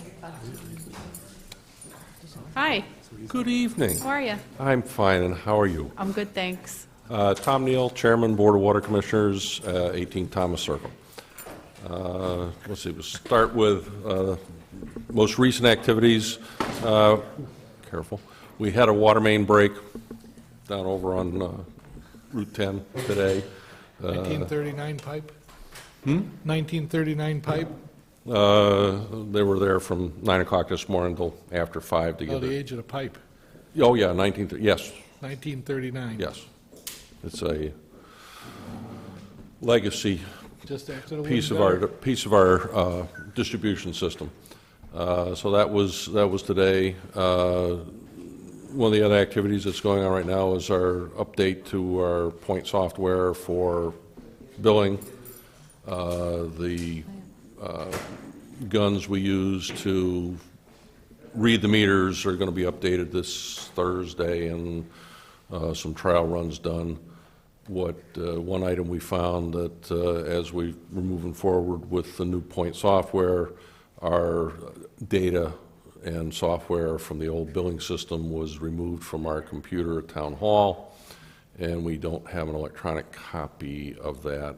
It's my understanding that Mr. Gahn had asked Donna Whiteley about, was there any backup done on it, and we're not sure that there was. Okay. So what Tom's saying is he would like to mention to the board that we would like to pursue this with the police department because, again, as we've discussed previously, this is our data. He was not authorized to go and remove our data. We own the data. He may own software, but we own data. And we'd like the guidance of the Board of Selectmen or simply just nod to say, okay, go ahead and speak with the police department about pursuing a complaint. Would anyone on the board like to not do that? I've got a question. The contract we had with this gentleman originally, does it say that once, We have not had a contract with the gentleman. so owning the data is up in the air as far as who owns it? Well, the data was generated by the town, reading the meters. Okay. Uploaded into his software package, which was his property. Right. Which takes the raw data and generates the bills from that. So at the worst, he owes us a copy of that for our files. The raw data, yes. I spoke to the gentleman twice via phone, asking for an electronic copy of the information. He indicated that he was not able to provide that to us. I asked what kind of copy can you provide. He says, well, I can give you a PDF of it. Now, if you can generate a PDF from, you can generate an electronic dump copy. it into an Excel spreadsheet. I asked about a text-delimited, format, or can I have a copy of an Excel sheet, or can I have an Access file, and I was indicated that those were not available. Is he local? He's out of Connecticut. Great. I move that we authorize the Water Department to seek assistance by the Police Department and the District Attorney's Office. Is there a second? Second. Is there any other discussion? All those in favor? Aye. Aye. What happens if we don't get it back? In August, prior to the, as the new vendor with Point Software, they had looked at the files that had resided on the computer here at Town Hall. They'd done some data mining as far as being able to convert and upload that to the new system. The indication was email as of yesterday was I think they have most of the information. Okay. But the billing that was done in September, all we have is a PDF copy, but he felt that they can do an optical scan and Bring some back. gather that information back. We'll know a little bit more Okay. as that process takes place. This vendor, is it a sole source vendor? Is it a company that did the data for us? It's an individual. He runs a business providing water billing software to municipalities.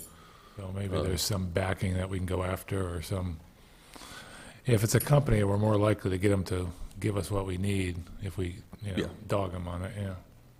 What's the timeline on this? When did you originally find out? We found out a week and a half ago. Okay. Yeah, it was Friday. I got the dates on the emails going back and forth here to about October 26th is the first one. So, Yeah. we've been working on this since we first got it. It took a couple days to catch up with the Water Commission to see what information they knew. I mean, for all I know, Tom said, you know what, delete everything, we're done with you. So, since I didn't think that was the case, No, we we- followed and pursued it further.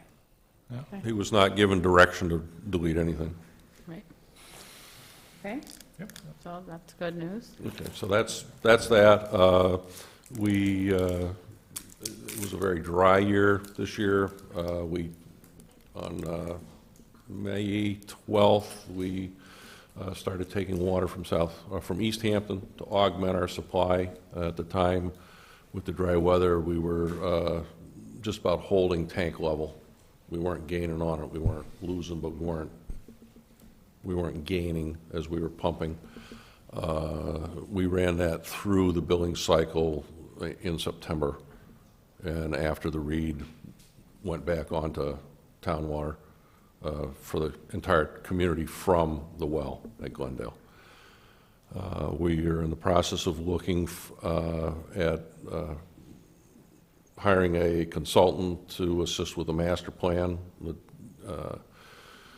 DEP has mandated that we have completed end of the 2016 calendar year. Heather's reviewing that proposal from him now as our procurement officer. Okay.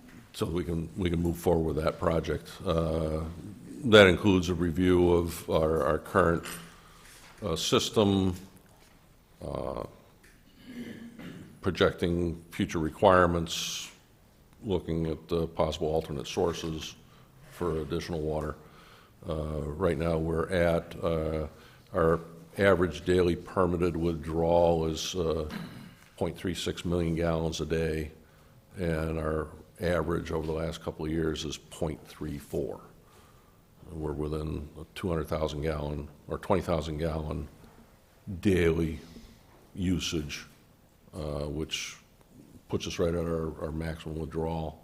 That was the reason for taking water from Easthampton so that we wouldn't exceed our annual rate. Our maximum daily withdrawal rate's approximately 0.7 million gallons a day. So if we have just a few days of peak, we're okay. We get an extended period of time where we want to make sure we don't exceed our permitted withdrawal rate, or DEP steps in and mandates we do things. I'm trying to think.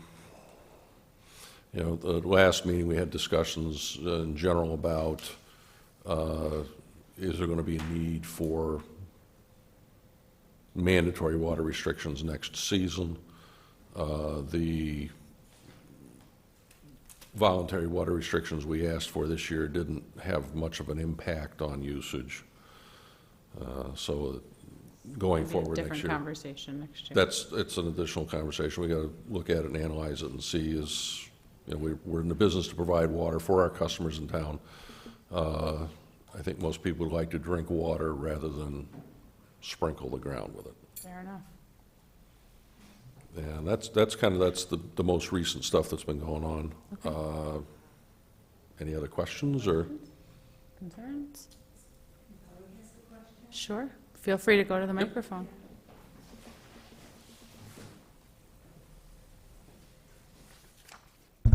Gail Santoro, 83 Pleasant Street. I guess what I'm wondering is, we do have a lot of development going on, so we're putting increasing pressure on the water resources. I'm wondering how we're going to deal with that, because I know that Pleasant Street for a certain period this year was on Easthampton water, and that's before the other 20 houses that are going to come online are online. So if we're already bumping against that and buying water from Easthampton, are we going to continue to encounter that? And maybe that's just something we have to think about and put into part of our planning process, is that if we just keep building and building and building with no way to supply water, what quality of life are any of us going to have? No one will want to come to Southampton. Water will be expensive here. So I think that's something we really need to think about. And I would really love it if the water department would have more opportunity to weigh in on those decisions and talk about what the demand is and what the pressure is on water supply here on the aquifer of the additional building that's going on.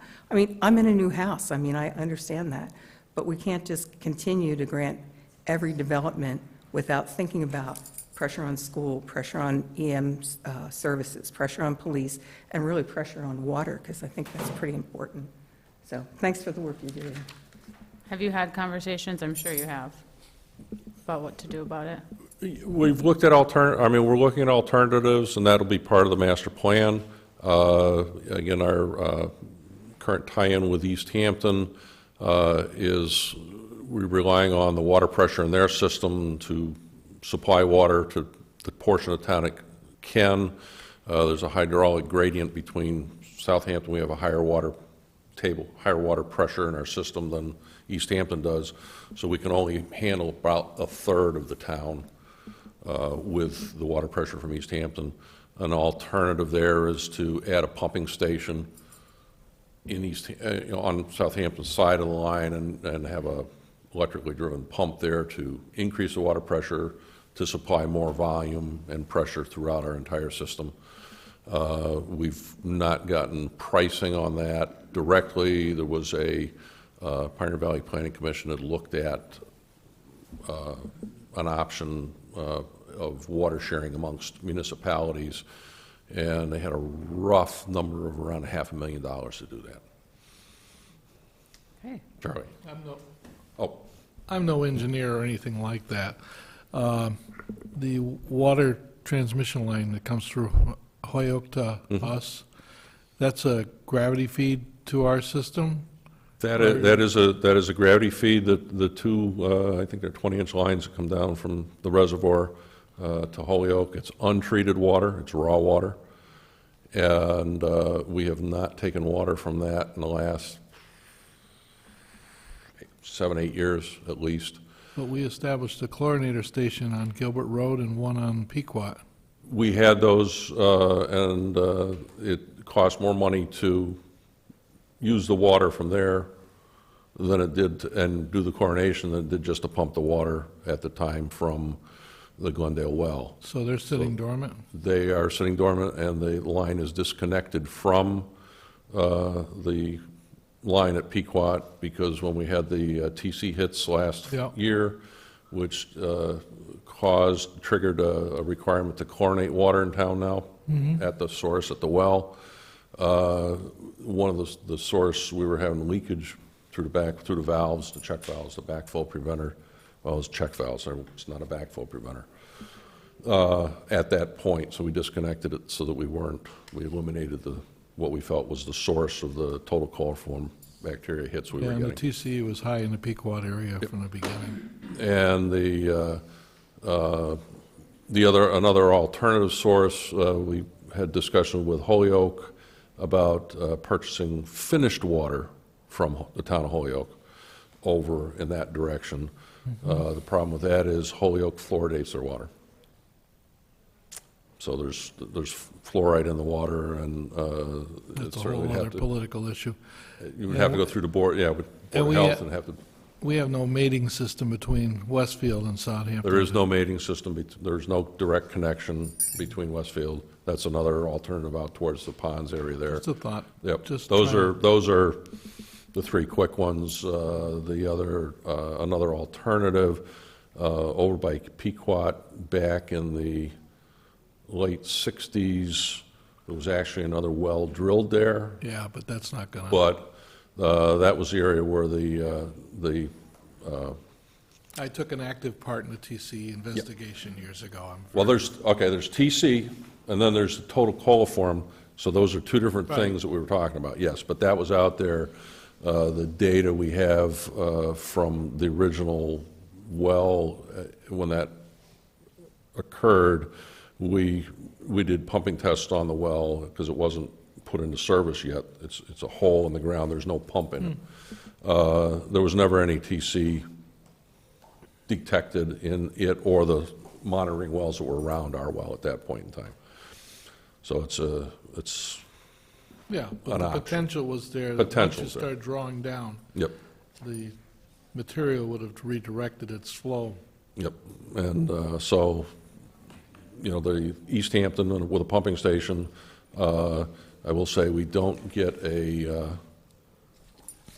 what I consider a favorable rate for water from the town of Easthampton. We get their residential rate at a 15% discount. Yeah.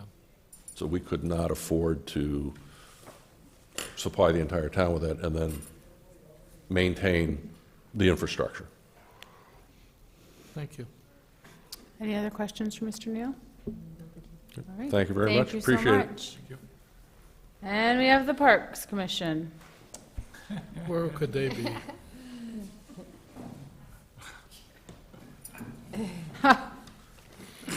Good evening. Hi. Mark Reed, Chair of Park Commission, 166 Brickyard Road. We are currently working on 3 different parks that are under our jurisdiction. We have Conant Park, which has been around forever and ever. And we have 3 new projects ongoing at Conant Park. We had a donation of a new playscape area that was donated by the Southampton Congregational Church.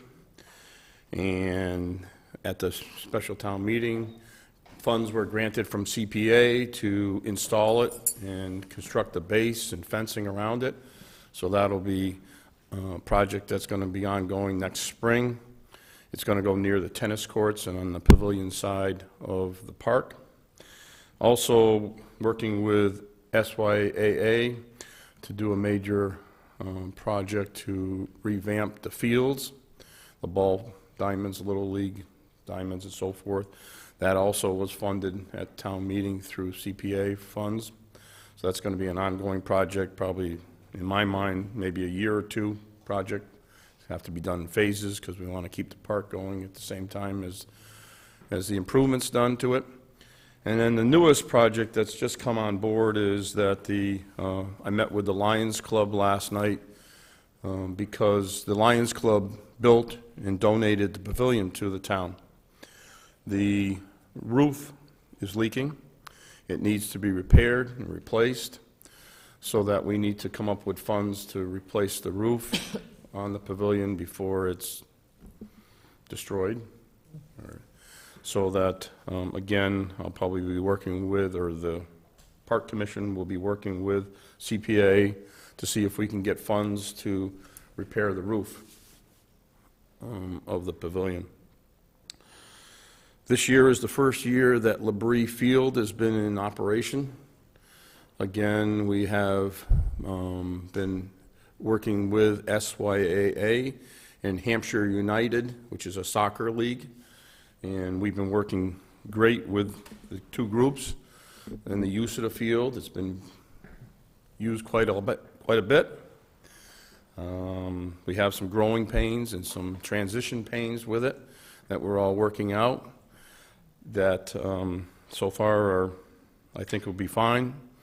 There are a couple needs there, for instance, a shed for their equipment, our equipment, and so forth. That because there's a second phase of the project that will pivot to construct a building, bathrooms, and other facilities and playgrounds, which eventually will come before the town again to do the second part of the project in itself. Short term, we just need a shed. Home Depot has a program that will donate materials and labor to towns. So we've been working with Home Depot to get that done. So hopefully next spring we can work that all out with them. And the third park is Crossroads Park on Helen Drive, which has the Angel Heart Memorial, which Jackie Sears has been working very hard. And it's a beautiful monument. Hopefully people have seen it.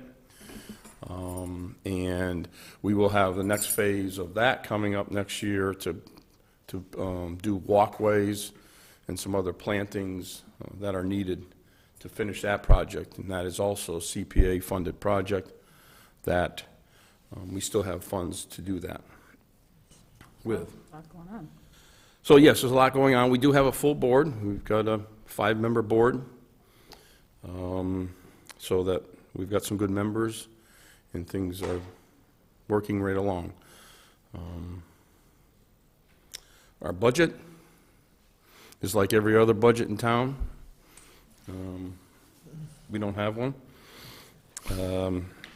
As of the town meeting, we were able to transfer some money to cover a negative $4,900 wage fee. So we transferred $5,000 to cover that. And that covers the highway department to mow and maintain the fields. So we got $75 left in that budget to mow the field next spring. So we'll see how that works. Maybe it will snow a lot. Yeah, right. Mark, I just have a question, pardon me.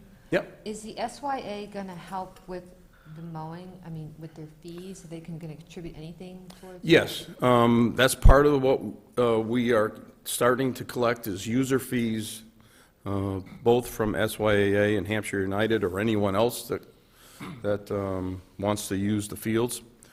So we're working towards coming up with a plan to be able to pay for those associated maintenance fees. So with that, we're going to have to tap into those accounts and figure out a way to do it. Our expense account, we have $2,100, so we'll probably have to do another transfer over of monies to do that.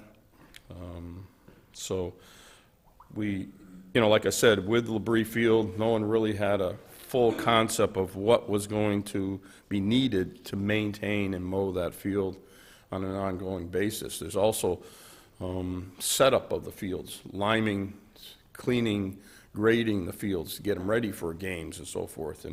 And both groups have been great to work with, and we're all learning as we go along, because we never had such a nice field in Southampton as we do now. So. Question? Yes. The Pavilion, Conant Park area? Yes. When we go to the concerts there, it's been pointed out to me by a number of people there's no handicap parking. Could you look into that? We don't have designated parking spaces anywhere in either side of the park. There are ramps that go up there, whether they're in full compliance with ADA standards. All they're asking for is a couple of signs that say... Right. But we have had that request in consideration. We have it on the Clark Street side of the field. It's a little bit more problematic on that side, but we will look at that. Yep, we'll add it to our agenda. Thank you. I have a question. How much does a sign cost? You get it from the state, right? A handicap sign? I mean, what does it entail to have a sign put in? Well, it's not only just a sign, it has to be painted, striping, right, and meet slope requirements of the pavement. Mm-hmm. Can't be too steep of an area, so that needs to be all evaluated when you just can't Plop a sign Pop a down. sign up and say it's a Walk away. handicap parking space. Does the highway department get involved in that? We would rely on them to install a sign, and, well, I'm not sure who does their line painting now, but No, I whoever. need to actually apply for a sign. I mean, does somebody in the highway department do that, or do you do that? I mean, how does that start? We would have a discussion with Randall and say that we would need to put a sign in this particular area if it meets the requirements, and that would have to be evaluated. It's not, the sign is not a big deal. It's more the surface of the pavement where the vehicle is going to park, as well as the access to that pavilion and/or the fields on the other side. I wonder how much something like that would cost. The sign's not that expensive. It's the logistics of setting it up. Oh, no, probably 100. Yeah. Yeah. So, but I mean, but the labor and the time, you have to. I really don't know without Yeah. looking at it. Couldn't tell you. They don't use concrete, they press them in. Are there any other questions for the Park Commission? Thank you so much for Okay, coming. thank you. Thank you for all your work. Yeah. I think next time I'm going to get together with Ron Lauren before I do my presentation. Yes. You need a binder. Yeah, I need a binder and I need a little And a full guidance from report, Ron. yes. Just get on the agenda before him. Thank you. Thank you. So I'm going to guess that you two lovely folks sitting in the back are here for open time for the public. Is there a prize? You win. And let me apologize, because normally we skip around to open time for the public when we know people are there, but all of these other people were waiting very patiently on our agenda. So it is now time. We are going to pass over the annual performance reviews for the highway superintendent and town administrator due to the length of our meeting tonight. Those have been postponed. And we're going to move on to open time for the public. Ding, ding, ding, ding, ding. You are the winner. Come on up. Thank you. Thank you for being so patient. My name's Dan Belville. I live on 100 East Street in Southampton. I'm here tonight to nominate Lieutenant Goyette for the police chief's job.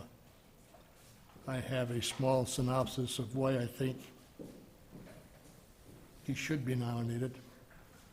Would you just put the microphone down so those at home could hear you? Thank How's you. that? Perfect. That good? Yep. Okay.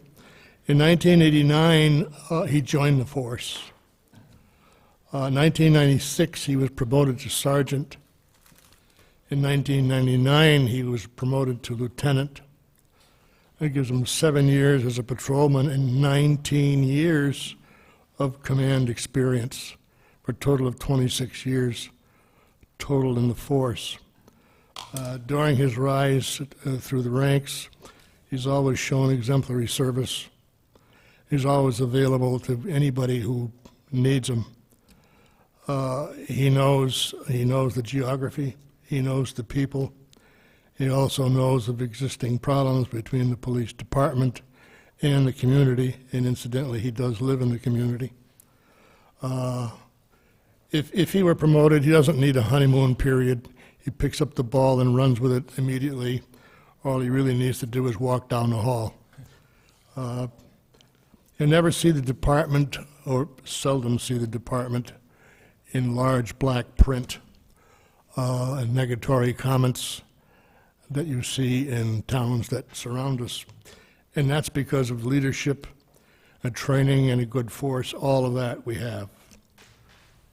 Promotion from within tells town employees that we respect their service and promote when possible. Civil service is not a problem as far as this goes, so that falls directly on you lovely people. There's been some talk about going outside to find the right candidate.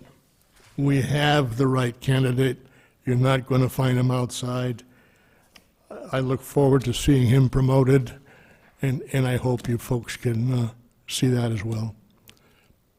That's it, folks. Thank you so much. Thank you. I really appreciate you. that. And it means a lot more since you waited hours to say that, so that's very good, thank you. It's always nice to hear positive things. If that's the worst thing that happens tonight, it's going to be fine. I got you. Thank you so much. Okay, we're going to bed now. Okay. Yes, sir. Yes, Mark Reed, 166 Brickyard Road.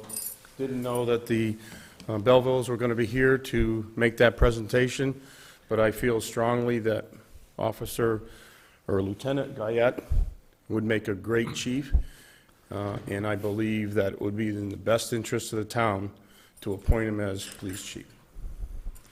And I think it would be prudent for everyone on the select board to make that decision and move on so that we can deal with other issues in town. Thank you. Thank you so much. Thank you. Package? Should be. Is there anyone else who would like to speak? You are welcome to come to the microphone.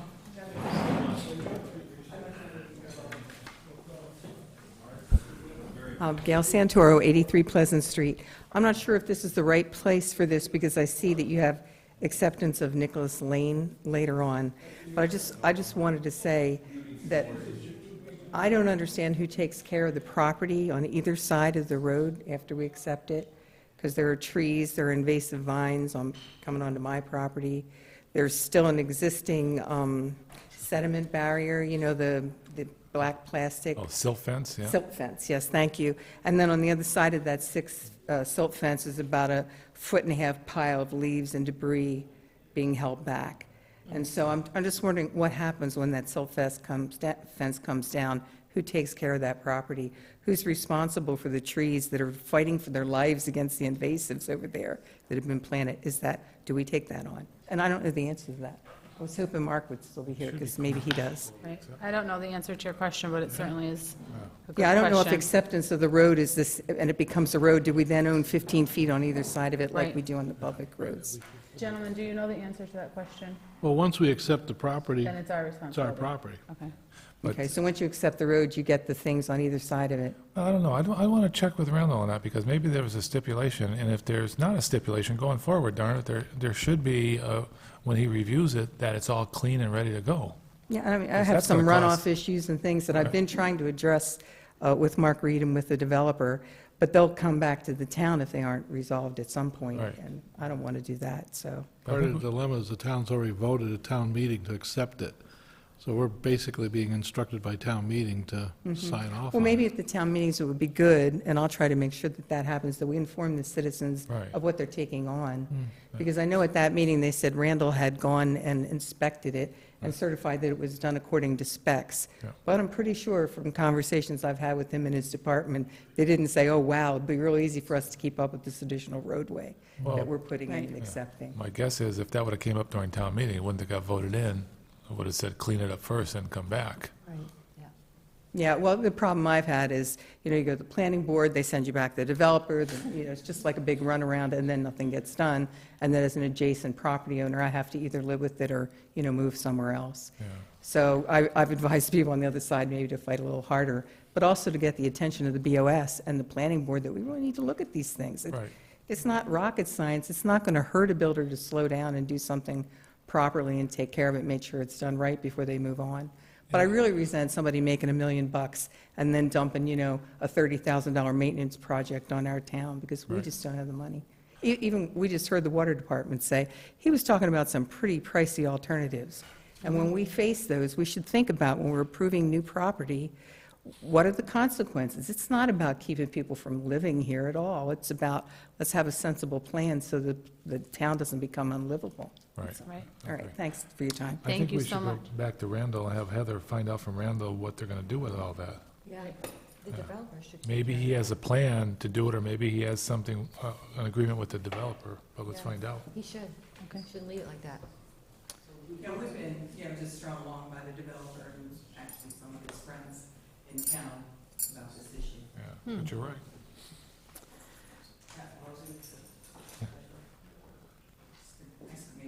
Did you get any trick-or-treaters, by the way? No, No, even with the road next to you? You should do a parade like Florence Yeah. Okay. Pat Fabozzi, 83 Pleasant Street. So I was just wondering if you have any idea what the timeline, when we'll hear about that black silk fence, when it's coming down? We'll ask Heather about it tonight. And see if we can then get someone some will get answer. back to us. Yes. And thank you very I much. think by next board meeting, we should have an answer. Heather, we're wondering if we can get an answer to who, once we accept Nicholas Lane, who takes responsibility for the black plastic fence that's along the edge and the Silk fence. silk fence? There's a silk fence in there. Becomes on the road itself, as far as, if I'm not mistaken, what part of it is town property and what part of it isn't. So question is, are those black plastic fences part of town's property, or are they outside of it? Well, there, I don't have the answer. We can find out. That's what we want to know. Right. And then we were wondering, they're invasive vines, they're climbing them, just recently planted trees, they're gonna kill them. Right. So we're looking for some answers. Yes, ma'am. Thanks. We're going to move on to the police job description. We need to review and modify the job description and complete a PRF as the department head.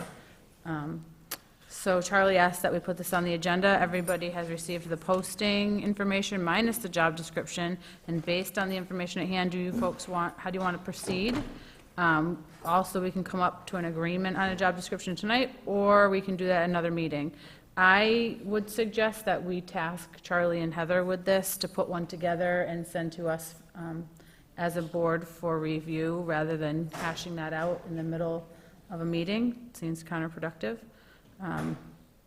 I'll second that, How about you make the motion?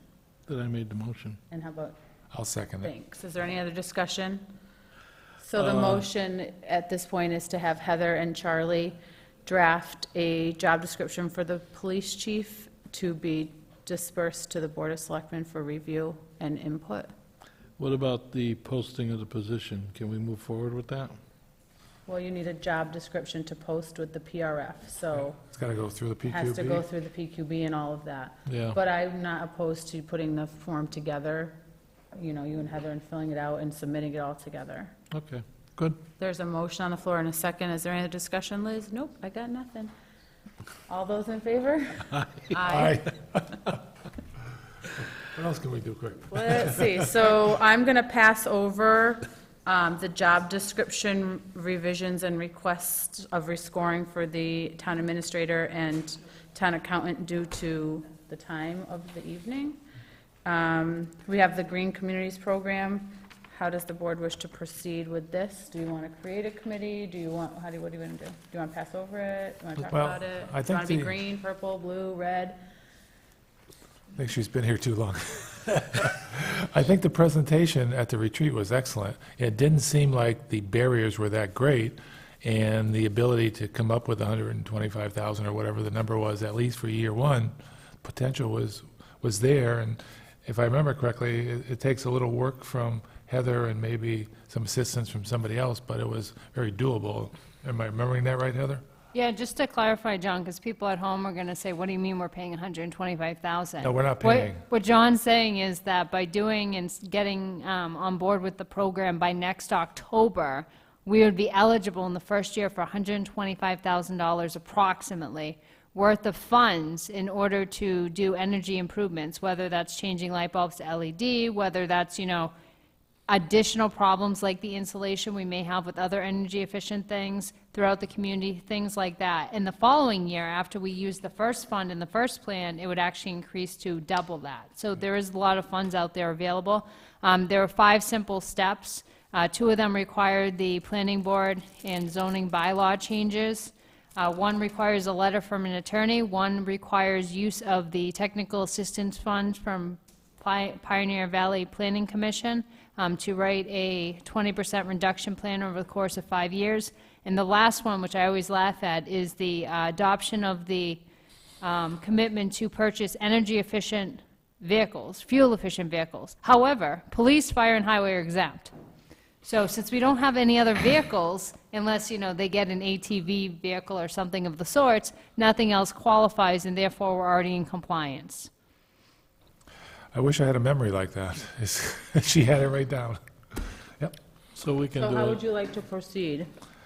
I would like to make the motion, we form a committee to assist Heather or vice versa in obtaining this certification? One of the suggestions is to create that group, and involved would be the town administrator, the planning board, building commissioner, and the highway superintendent. Yep. 1, 2, 3, 4, that's 5 people. Yeah. And it doesn't say Board of Selectmen, which is also positive. But, You're you know, always welcome, Liz. I think ad hoc, we could have a member or two be on the committee. So there's a motion on the floor, is there a second? I'll second that. Was there any other discussion, Liz? No? All those in favor? Aye. Aye. Okay. Pass, pass, pass. We're going to talk about the master plan. At our Board of Selectmen retreat, we discussed with Stuart Beckley the Board of Selectmen assignments within Southampton's master plan. The consensus of the board was to send John back to the master plan implementation committee and ask each of its representatives to bring back a list of ways or things that the group needs the Board of Selectmen's assistant with. Does the board still wish to send John back with that message, or would you like to change that message? Would you like to put it in a bottle? Send John back to the MPA. I think we should send John back to the master plan. Charlie? Yeah. Jackie? Say it again, I'm sorry. With enthusiasm. Do you still want John to go back to the master plan and ask all the things we talked about at the retreat? What do they need from us? Where are we at with projects? He wants to. Okay. Yes? Apparently, I don't have anything to say about that, so. We're going to move on to budgeting. We're in the budget season. So I had talked to the finance committee a couple of weeks ago, and their biggest concerns are where are we and what are our priorities? And I think that's one of the things that we miss most often is we wait for a budget to come to us and then we decide what's important. And so they want to know from us what's important to us and which direction do we want them to go. And so although I hate adding another meeting to our very busy schedule, I think we need to devote a meeting to what are the goals of the Board of Selectmen, where do you want to see the budget go, and what's important to you, because I think every year we talk about something has to happen, but I really think we're at that point, something has to happen, and what's important to us, and what do you want to see funded or not funded, or where are we going? And I think we need to pick a day and have a meeting about the budget, and maybe invite the finance committee to come so that we can have, roundtable discussion about how do we get to that point. Well, in addition to that, should we invite the main department heads to weigh in, or if we have any questions? Because some of my desires are going to be maybe about making sure we have adequate police coverage, which may take away from X, or adequate fire coverage, second shift, or things like that I'm not going to be able to answer, and it'd be nice to have the department head there from those departments. Although I think that that's a great idea, I think the initial conversation needs to be what are our specific goals and and the finance committee's specific goals. That way, when we go to the department heads and say, here's where we are, this is what we're thinking, and then you get their input. I think to have a big roundtable discussion with that many people is going to be non-productive. Okay, so if we say our goal is to have fully staffed police, fire, highway, that's basically where we're going at that meeting. Then we go to the folks and ask them what they need to get to that point. So it's going to be a quick conversation. Excuse me, I would think that we need to address our needs, and then after we do that, see what we have for our wants. Mm-hmm. What do you mean our wants? Well, if you want to do any projects that, like some of the projects they were talking about, do we have the money to do something like that? With the trees, or, on and on and on.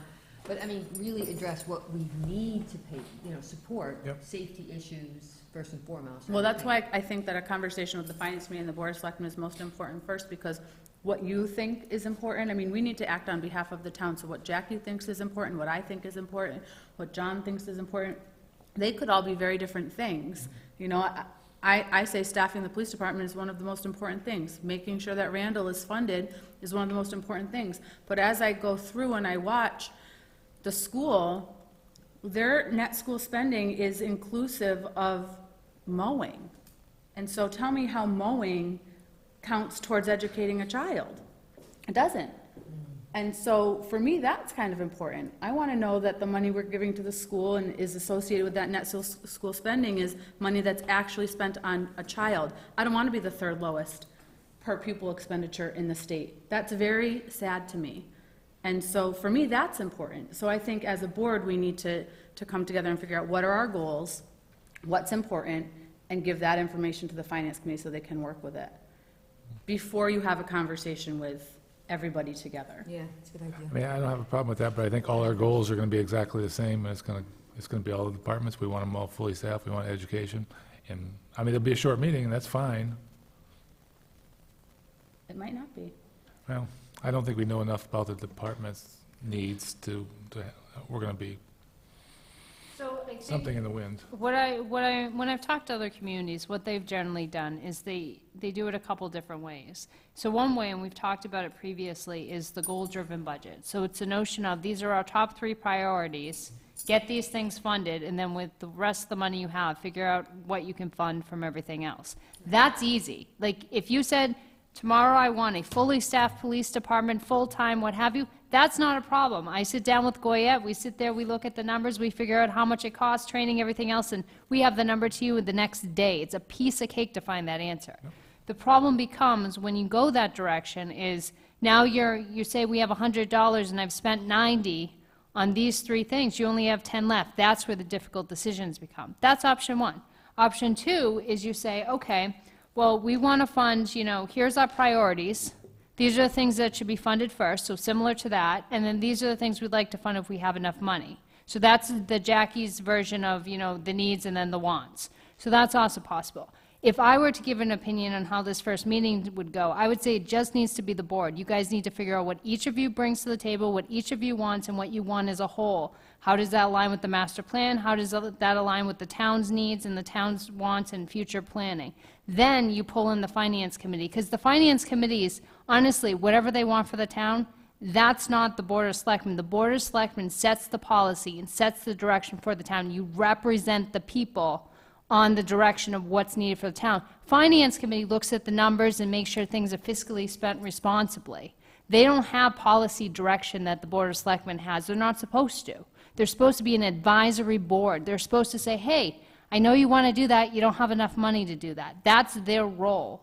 Not so much saying, hey, I don't think you should spend all that money on the police, or hey, I think library is more important than school, school's more important than library, etc. Excuse me, I'm a visual learner, and I know that we get all the form, all from the expense to revenues, all that. Can you put it in a pie chart so that we see where the money goes from each? Well, we did last year. If you remember the budget last year, you actually had a summary, so you saw over 60% of town's money went over to the schools for school use. But if I can give you a copy of that. I can produce any pie chart That would you be want, great. Jackie, but you have to tell me what data you want in the chart. Well, I would just, at this point, just a general summary of where the money goes, I just. So I'll bring Color- in the chart we used last year, so you can Yes, see could that. you? And I would love I to don't see have a that. colored printer, though. We don't have it in the budget. So can we set up a meeting that we sit down and talk about those goals? Yeah. When's our next meeting?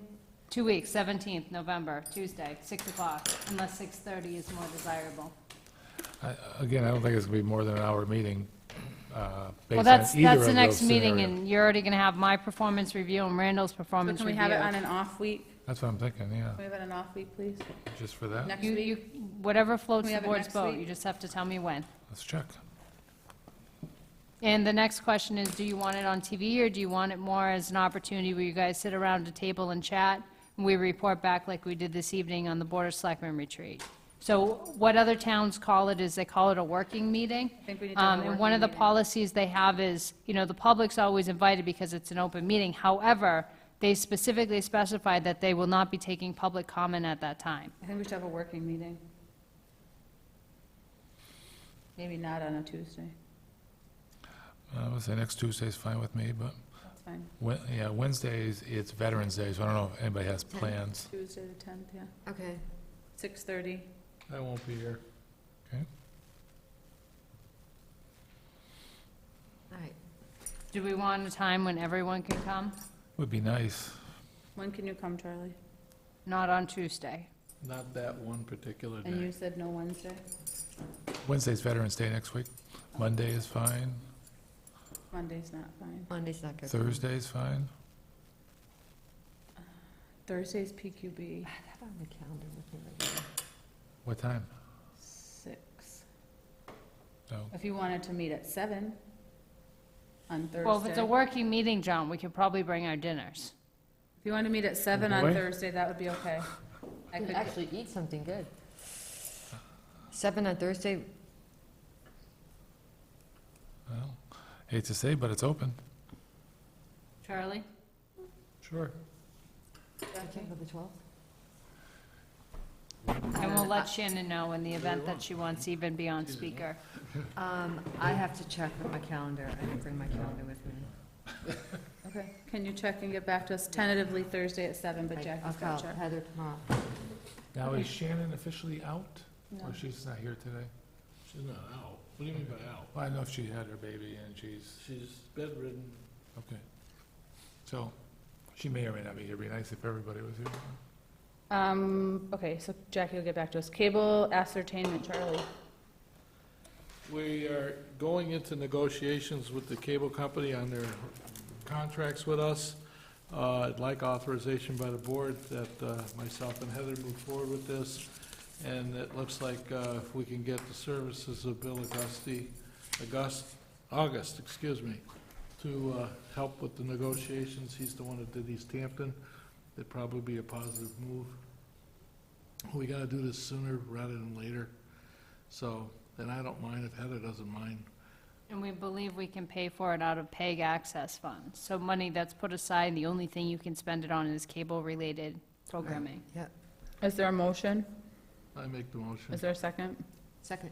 All those in favor? Aye. Aye. We need to accept the deed of Nicholas Lane. It was approved at town meeting, so I need a motion to approve these deeds as voted at town meeting. I guess I'm gonna open a question with that. Given the conversation we had about the conditions there, maybe we should pass over this for the next meeting? I agree. It's, although it was passed at town meeting, we still have questions. Yeah. Right. We need to talk to the developer. Yeah. Is that on both or just Nicholas? I'd say both. There's a motion to pass over both. Is there a second? Second? All those in favor? Aye. Aye. There is a list of surplus property to be voted as such so that it can be discarded. I didn't see that I list. didn't see it either. Is there a list somewhere, Heather, that we missed? Yeah, give me 1 second, as soon as I put my phone on. It should be in the packet. I never saw it. So it's the list we used last year, it's electronic things. It's written in Art's handwriting. So we have a printer downstairs, a Canon, a Brother, an HP OfficeJet, and a Lexmark. The previous stuff on this was already voted surplus by the board last year. Have you checked with Highway Department, Fire, Police? They're inworkable, inoperable, broken. Let me ask you the question to its entirety. Have you asked those departments if they have any surplus property they need to dispose of too? No, not yet. So Charlie, what we're doing is, as we come across it, we're trying to add stuff to the list. So we still have the things from last year where a couple of the hard drives need to be drilled through so they're permanently destroyed. Once we collect all the stuff, we can figure out, if there's, we have a department head meeting on Thursday, so I will check with everyone to see if they have any other stuff to be labeled as surplus. I mean, it's like, we looked at the old police cruiser sitting behind the highway garage and went, why is that, because they're not scavenging parts off of them anymore. You are? They are. Chief saying yes. You are? It's nodding his head. Yeah. You're admitting to this? You're admitting to this? Okay. That's why we put them there. They are picked pretty clean, but there still are certain, and there's headlight housings that can be used if, Well. there's several parts that can be. Okay. I just wanted to see a complete list, not a little spot here, a little And we'll spot. continue to, when the Yes, new please. cruiser comes in, one of those ground bases is gonna go back there, and it's gonna be Your scavenge yard. It's gonna be there fully intact to scavenge from, because we still will have more Crown Vics, even though we're getting those. It's not making them. Heather, if the equipment is not workable and not fixable within reason, can't we just scrap it? We generally surplus stuff just to get rid of it. It's been a habit in municipal government, plus we're supposed to. But I mean, when you say surplus, are you putting out for a public bid or something? No, surplus simply means to get rid of it. So some stuff might be thrown away, some Okay. stuff you might, bundle things together, put it on Craig. You can do any means as long as it's under $10,000 as Yeah. a whole group. Okay, if it was trash, I just didn't want you to go too much work. No, in the past, what they used to do when they surplused all the equipment, as far as I understand, from all the different departments, is they would do call it a town-wide yard sale kind of thing. Town auction to get rid of the stuff. Yep. Yeah, Easthampton just did that a couple of months If you had ago. vehicles and all that, you could do that, sure. Yeah. So we don't have anything worth more than like $10 right now, and that's probably, Okay. pulling out the ink that's left over. Does anybody want to make a motion to approve the surplus property list? And just so I remember correctly, all those copiers, you're pulling out all the hard drives and everything, right? The copiers? Yeah. I don't know if the copiers have hard drives. Well, I know, Do well, a lot of them have hard drives, they Most of them are retain the it. cheap ones, but we'll take a look, John, I Yeah, don't know. Yeah, just to be sure. I'll make that motion then. Is there a second? I'll second. All those in favor? Aye. Aye. We have no PCFs tonight. PRF for the water technician was continued by Finance Committee last night, so we don't have that. You have a PRF for the principal assessor, which was approved by the Finance Committee, and the PQB, but with provisions, which are listed here. I can read them or I can pass them. Why don't you read them? So the PRF is for the principal assessor, which is a replacement to replace Lori Stewart, effective immediately. Lots of things were crossed off. So the provisions from the PQB at their October 14th meeting approved the PRF for the principal assessor position with the following conditions. One, to conform to the Fair Labor Standards Act, the words professional and supervisory must be removed from the job description of the principal assessor. The PQB doesn't believe that it's a professional or supervisory position. Remove must have knowledge equivalent to a 4-year degree in economics, finance, or business administration from the job description of the principal assessor. Educational requirements for the position be as set forth in the principal assessor's job description, associate's degree with courses in finance and property assessment. The position of principal assessor is a non-exempt position. The position of principal assessor is for 31 hours per week. The position of principal assessor is an hourly position, not a salaried position. The position of principal assessor is paid an hourly rate of between $20.35 and $23.30, which was changed by the Finance Committee, and the 31 hours a week was underlined also in red ink, I'm assuming from the Finance Committee, in order to stay within the bounds of their budget. That's the reason why they went to the 23, that's the max. Yeah. So I can pass this. The job description is here. This gives them just the ability to post within those. Did they make the changes that were recommended?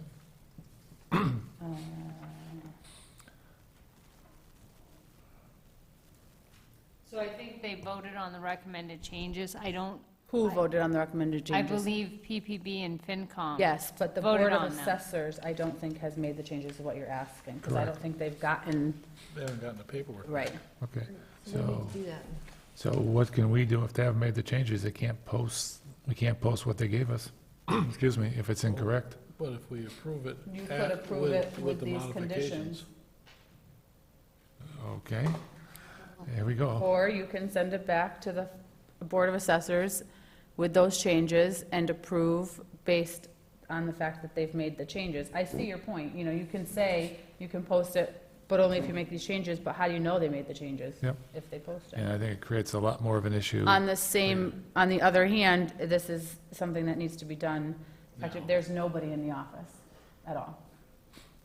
So you have somebody in there in an emergency position for 2 weeks, but it would take 2 weeks to get this signed off. So perhaps you need to put faith and trust in the Board of Assessors that they're going to make those changes.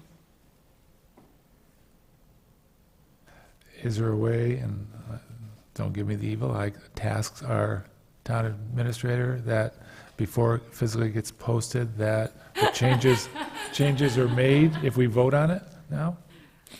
We need a set of I am eyes. happy to communicate to the Board of Assessors that the Board of Selectmen is signing off under the good faith provision that all amendments will be made to the job description as requested by the Triple PB and the FinCom, and if they have any objections with any of the amendments, in order to move forward, they must go back to both of those boards to try again. I'm happy to follow that up, I'm happy to Okay. meet with them, and I'm happy to report back to the board, but again, please note that I have no jurisdiction over the Board of Assessors as an elected board. So, I mean, I would give that motion based on what Heather just said and add that if it's not followed through, then we'll automatically rescind our vote. Can we do that? Contingent?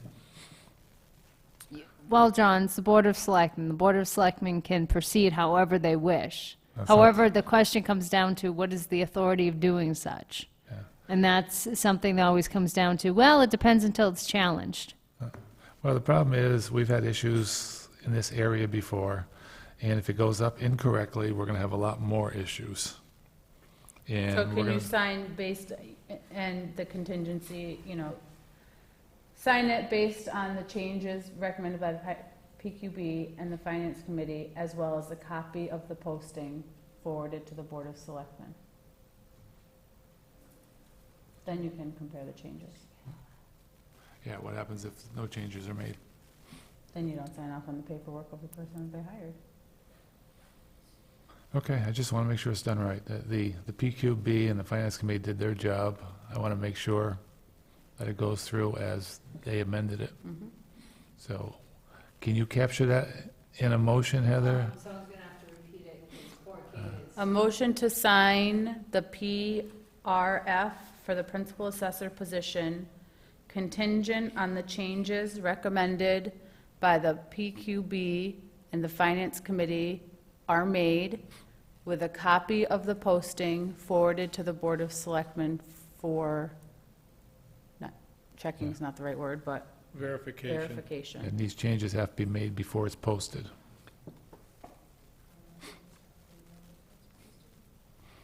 Who's making that motion, John, is that you? Yes. Is there a second? I'll second it. Is there any other discussion? All those in favor? Aye. Aye.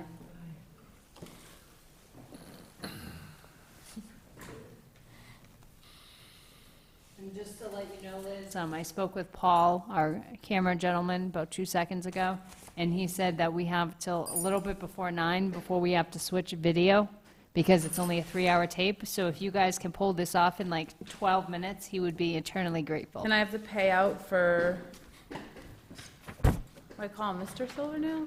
Chief Silvernail? What do I call him? Formerly Chief. Former? Retired Chief Silvernail. Actually, you can call him chief if you wanted to, I suppose, like. Do they still call retired chiefs chief? If I could still call him Chief Silvernail. All right. So we have the payout vacation for fiscal 16, fiscal 17 for Chief Silvernail in the amount, are there 2 amounts here, Heather? There probably is. There's probably one for FY16 and one for the future FY17, because we're still operating under the former So we don't have a total. policy procedures. You want me to- I think you can vote on them both separately, because they should ultimately already come out. 3 things on here.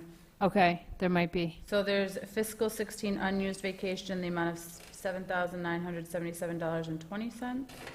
Accrued vacation for fiscal 17 in the amount of $2,911.97. And incentive earnings in the amount of $7,259.27. And then the other thing to note is we do have on file his form that everything has been returned, signed off on by Interim Chief Goyette, telling us that we have everything back. That was a request of the accountant's office, so we are all good on that. And those numbers should already have been communicated into the payroll numbers. You're just seeing them separately, because the board has had a tradition right now of voting for all the payouts, so folks understand this is what's happening. Doesn't Vicky usually sign off on this before we do? So we tried to get it communicated from bottom to top, but there seemed to be a glitch with getting everything through the accountant's office. So in effort to move forward, it's now here. Okay, so I would accept a motion that based on the approval of the town accountant and her making sure these numbers are correct, that we approve the payout for vacation time. So moved. Is there a second? Second. Any other discussion? Just a question, I just want to verify with the chief, we've got everything back that we need? Yes. Oh, okay, thanks. Any other discussion? All those in favor? Aye.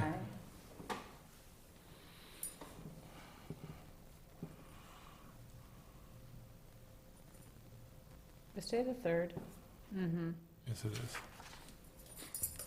We have no licenses, we have no contracts, we have no other documents requiring signatures. Warrants. We do have some warrants. Yikes. We have warrant PD16-17A in the amount of $138,341.92. We have PD 16-17 in the amount of $40,260.95. Payroll warrant 16-15A1 in the amount of $213.75. Payroll deduction 16-19 in the amount of $45,398.93. Warrant 16-18 in the amount of $91,440.17.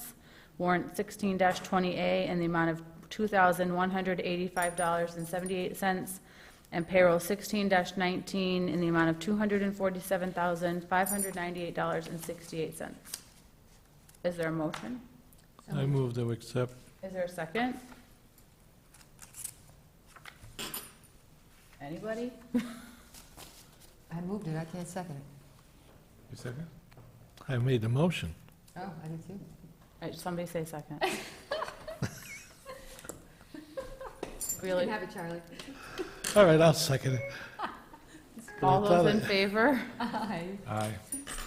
We have minutes from October 20th, a regular meeting, which was at Norris, executive session, approval of various minutes, and October 24th from the Board of Selectmen retreat at the library. Has everyone had a chance to read them? I have.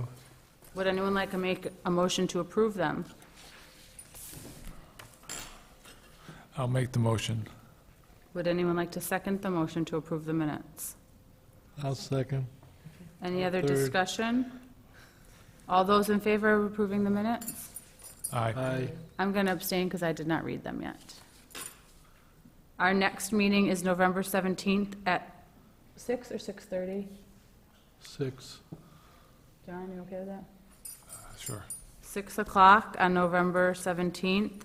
We have a tax classification hearing that same day at 6:30, so if we start at 6, that'll give us some time to get through a few things. That's what I was thinking. And the performance review for Heather and Randall will also be on that day. We're going to be entering into executive session under Mass General Law, Chapter 38, Section 21, to discuss strategy with respect to litigation if an open meeting may have a detrimental effect on the bargaining or litigating position of the public body and the chair so declares. To discuss strategy with respect to litigation if an open meeting may have a detrimental effect on the bargaining or litigation position of the public body. To conduct strategy sessions with respect to collective bargaining, and to conduct or to discuss the physical condition of an individual by roll call vote, please. We will not be returning into open session. Konecki, aye. Martin, aye. Moulton, aye. Sears, aye.